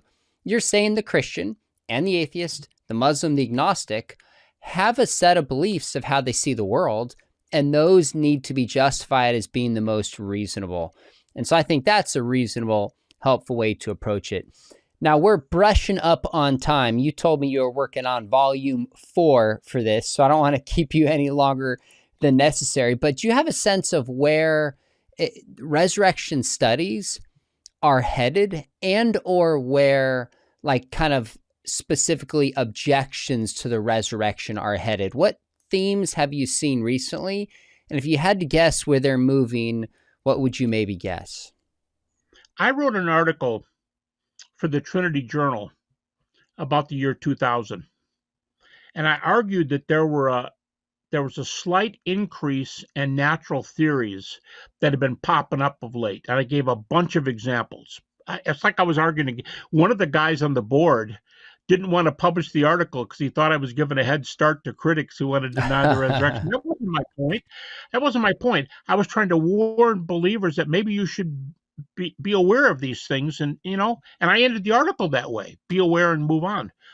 But since that article I wrote, which has been about 25 years ago when I wrote it, since that time, very few people come up with serious, what we would call traditionally, they come up with weird stuff. You're almost maybe more likely to see aliens than you are to see a classic Friedrich Schleiermacher, Theodor Keim, some of the German liberals and the others. They're not around so much today. And most of the people, that's a real major trend, is that naturalistic theories are not very popular today. And I think there's a reason they're not.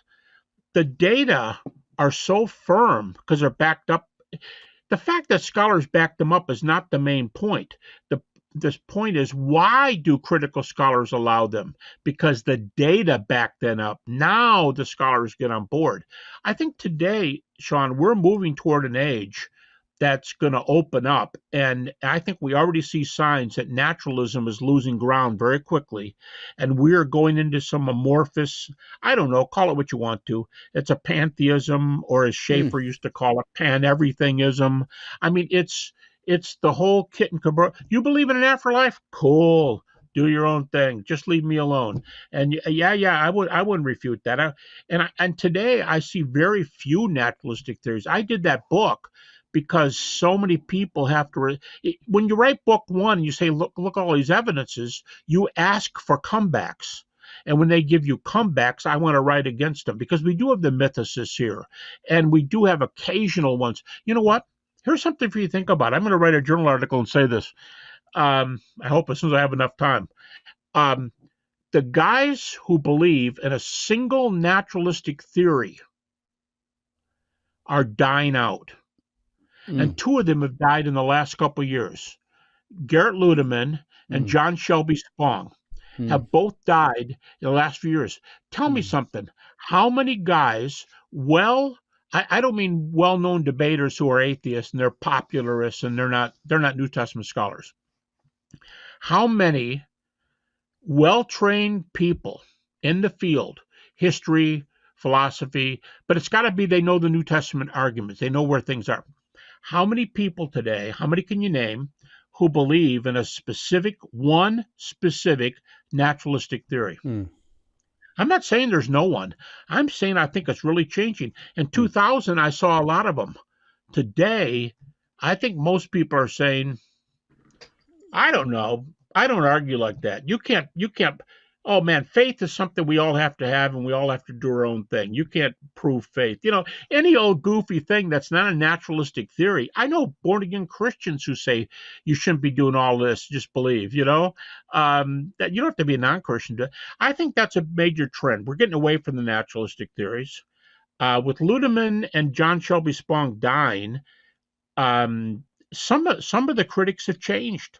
Some of them have changed from their naturalistic theory to a more amorphous view, and I might have given examples in that chapter, in the agnostic chapter. But I think we got to be ready for them, because they could come anytime. But I think that in an age where we have so much data, call it the minimal facts, don't call it the minimal facts, but if there's so many facts that everybody allows, the Crossens and the Borgs and the Ludemans, and they don't believe in the resurrection, but they allow these facts. If I can bring these facts, the reason they believe them is because the facts are well evidenced. And if I can bring these well evidenced facts, I think the reason people don't want to take the theory is this. If I pick one theory and I'm willing to die with it, a guy actually told me this in a debate one time. He said, well, you're an atheist. I am. Pick a theory. He said, I'm not going to. I said, why not? Pick a theory. He goes, no. And I said, why? And he literally said, if I pick a theory and you give me arguments against it, you will paint me in a corner and I won't be able to get out. I said, well, isn't that what I'm supposed to do? I'm the supernaturalist. You're the naturalist. Aren't you supposed to do that? No, it's uncomfortable. I'm not going to pick a theory. And I think that's kind of, the problem is they don't pick one, because if it gets slammed, they don't have a leg to stand on and they look silly before the audience. So what are they going to do? I'm going to take one of these 5? I mean, how does that go over? I just think it's a day and age where I'm bold. I think we're winning the argument. And it's not just, you've already said part of it, it's not just that Jesus is raised. We have ID, we have God. Alvin Plantinga, at the end of his book, God, Freedom, and Evil, a great book everybody should read. Agreed. But evil is often the best objection brought against God. But even naturalists believe it doesn't rule God out, because they have the same problems we do from a different viewpoint.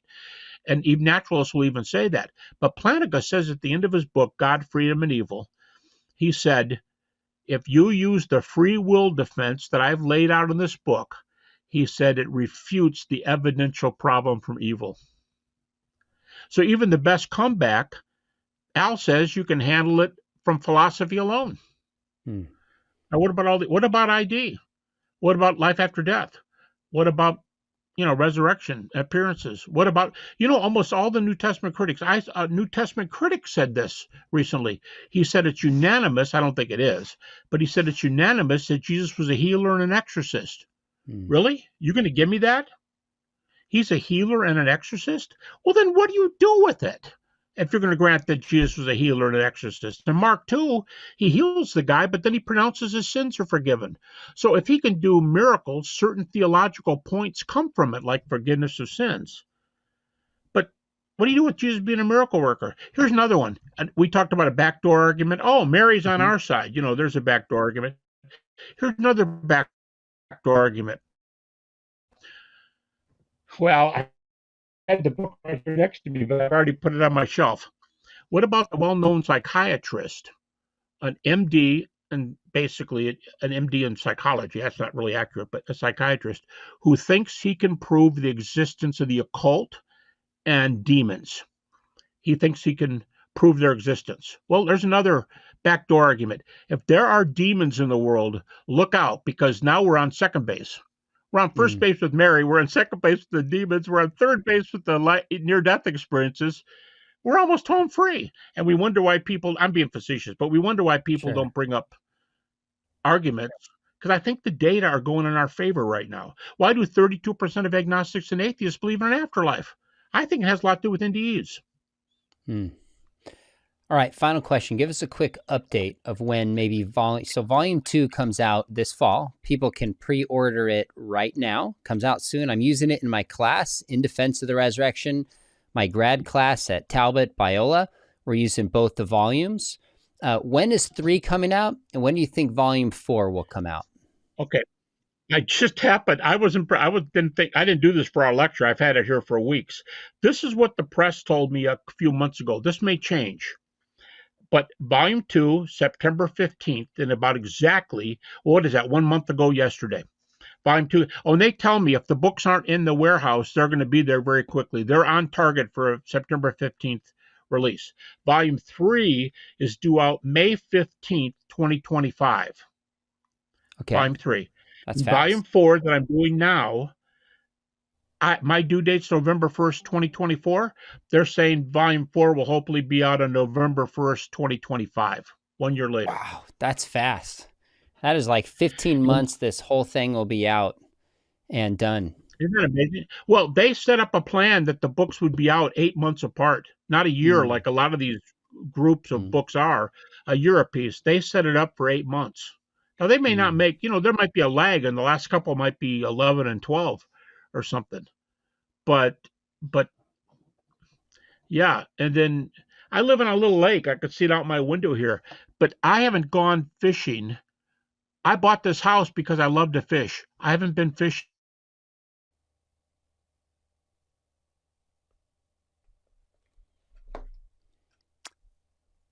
Oh.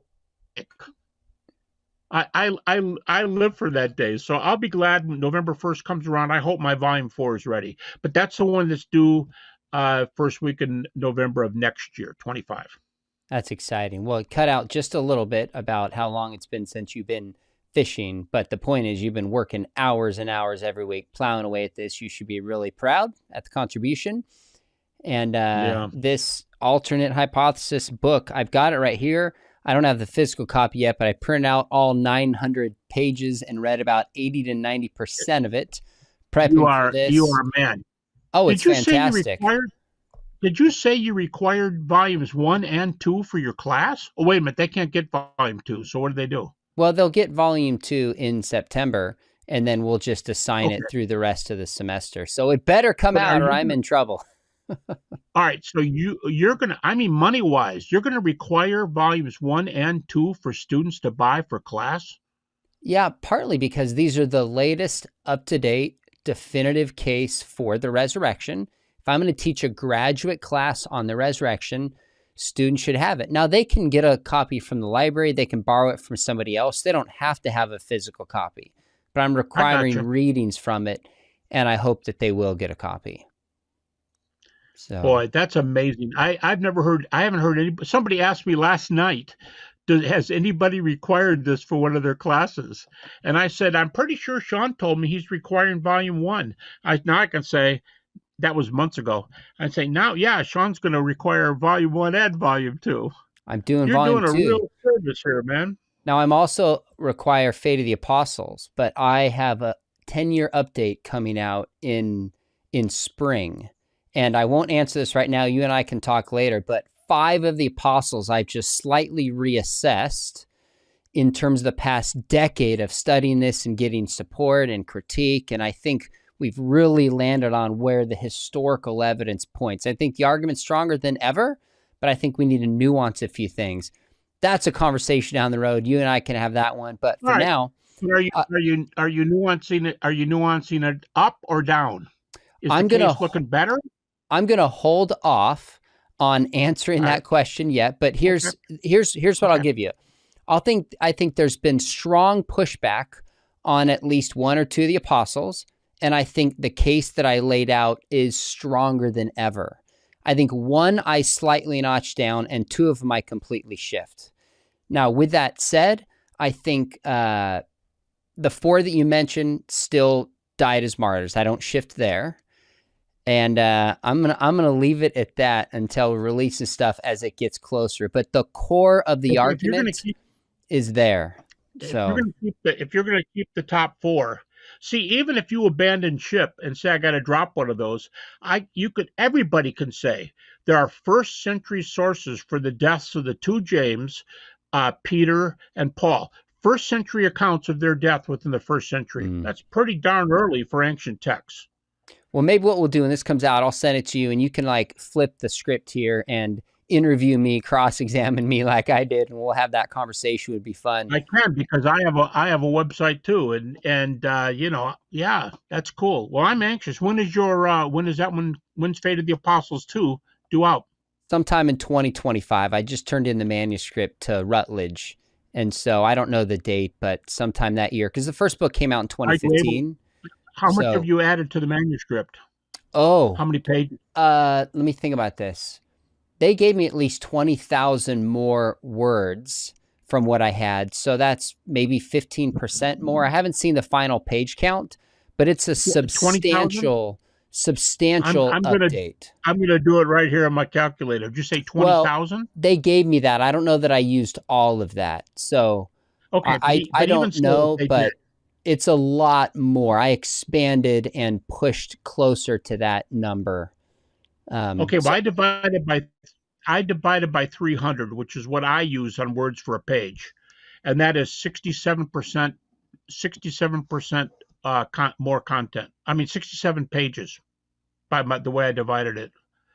I took well, what'd you say, 200, I 200,000? won't quote you on that. All I'm saying is they gave me 140,000 and it was originally 120, and I'd have to go back and look, but I pushed up to that maybe a little bit more.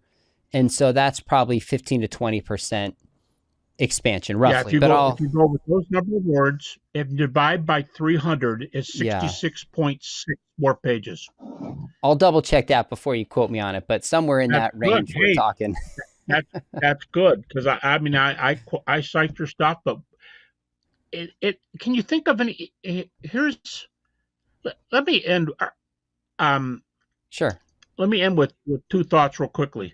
I tell my students, think about what the God of the universe has done for us. Mm. I often say the reason I don't argue for God before I argue for the resurrection, the reason I'm not a classicist apologist, is because my apologetic my evidential version rolls both steps into one, because I think the minimal facts argument is a teleological argument for God. It claims everything comes together to show there was somebody who raised Jesus. So I say you get God and the resurrection, and then I would bring in near-death experiences, and I would say you get God, resurrection, and an afterlife from this. It's a whole package. That's one thing. Here's the other one. If I can leave your audience with one thought, it would be this. From Friedrich Schleiermacher, 1799, until the present, easily, no takers, the most common objection to Christianity, not resurrection, but Christianity, is there's discrepancies in the Gospels. Every critic says it. Discrepancies in the Gospels. And here's the way I come back. I've been starting my lectures like this. You've probably heard there are discrepancies in the Gospels, and you're not sure, my audience, you're not sure how to do with it. So let me tell you something. As long as Jesus, definition of the gospel, as long as Jesus is the Son of God who died on the cross for your sins and was raised from the dead, Christianity is true. Yeah, but there's contradictions. You're not listening. As long as Jesus Christ was raised from the dead, he said he was Son of God, died, rose from the dead, rose and appeared. Christianity is true. Yeah, but there's all these discrepancies, and I make the move you talked about earlier. Look, let's say the Bible's Swiss cheese. And all these discrepancies, I don't believe this for a second, but let's say all these discrepancies are true. But the strongest data are on the point for the deity, death, and resurrection of Jesus. And if I get deity, death, and resurrection, Christianity's true in spite of the Swiss cheese. And when you get to heaven, you can talk to, I tell my grad students this, you can talk to Moses, David, Daniel, John the Baptist, Peter, Paul, and ask them what the problem was with Joshua taking over the people in the Middle East. Ask them what the problem is.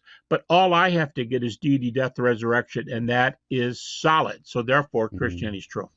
Love it, Gary. I've learned that from you. I tell my students, I say, if evolution happened, depending on what we mean by it, Jesus resurrected, Christianity is true. Contradictions happen, Jesus resurrected, Christianity is true. It's a helpful thing to keep the main thing the main thing. Well, we will have you back if you're willing to come to talk about 3, talk about 4, and then maybe when it's all said and done, we'll just do a long Q&A where people can bring their toughest objections from your entire volume, and we'll go live and we'll address those together. That would be fun. Sure, but I'll be like 80 years old and rickety and won't even be able to I won't even be able to sit in a chair for that long. Yeah, I doubt that's the case, but always fun. I wish we lived closer. You are way out in Liberty. I'm in Southern California. Typically, I give a plug for Biola Apologetics, but I try to be a team player. If anybody's watching this and you want a degree in apologetics, go to Liberty or go to Biola. The most important thing is that you get a degree and get trained to just help defend the faith and help equip the church. If you are interested in Biola, there's information below. Check it out and make sure you hit subscribe. This is a topic we will be coming back to many times. Gary, always enjoy it. You've given me way more time than I asked for. We'll do this again soon. Thanks, brother. Thank you, Sean. Great interview. And thanks for your preparation. Nobody matches your preparation. And I think that's just incredible.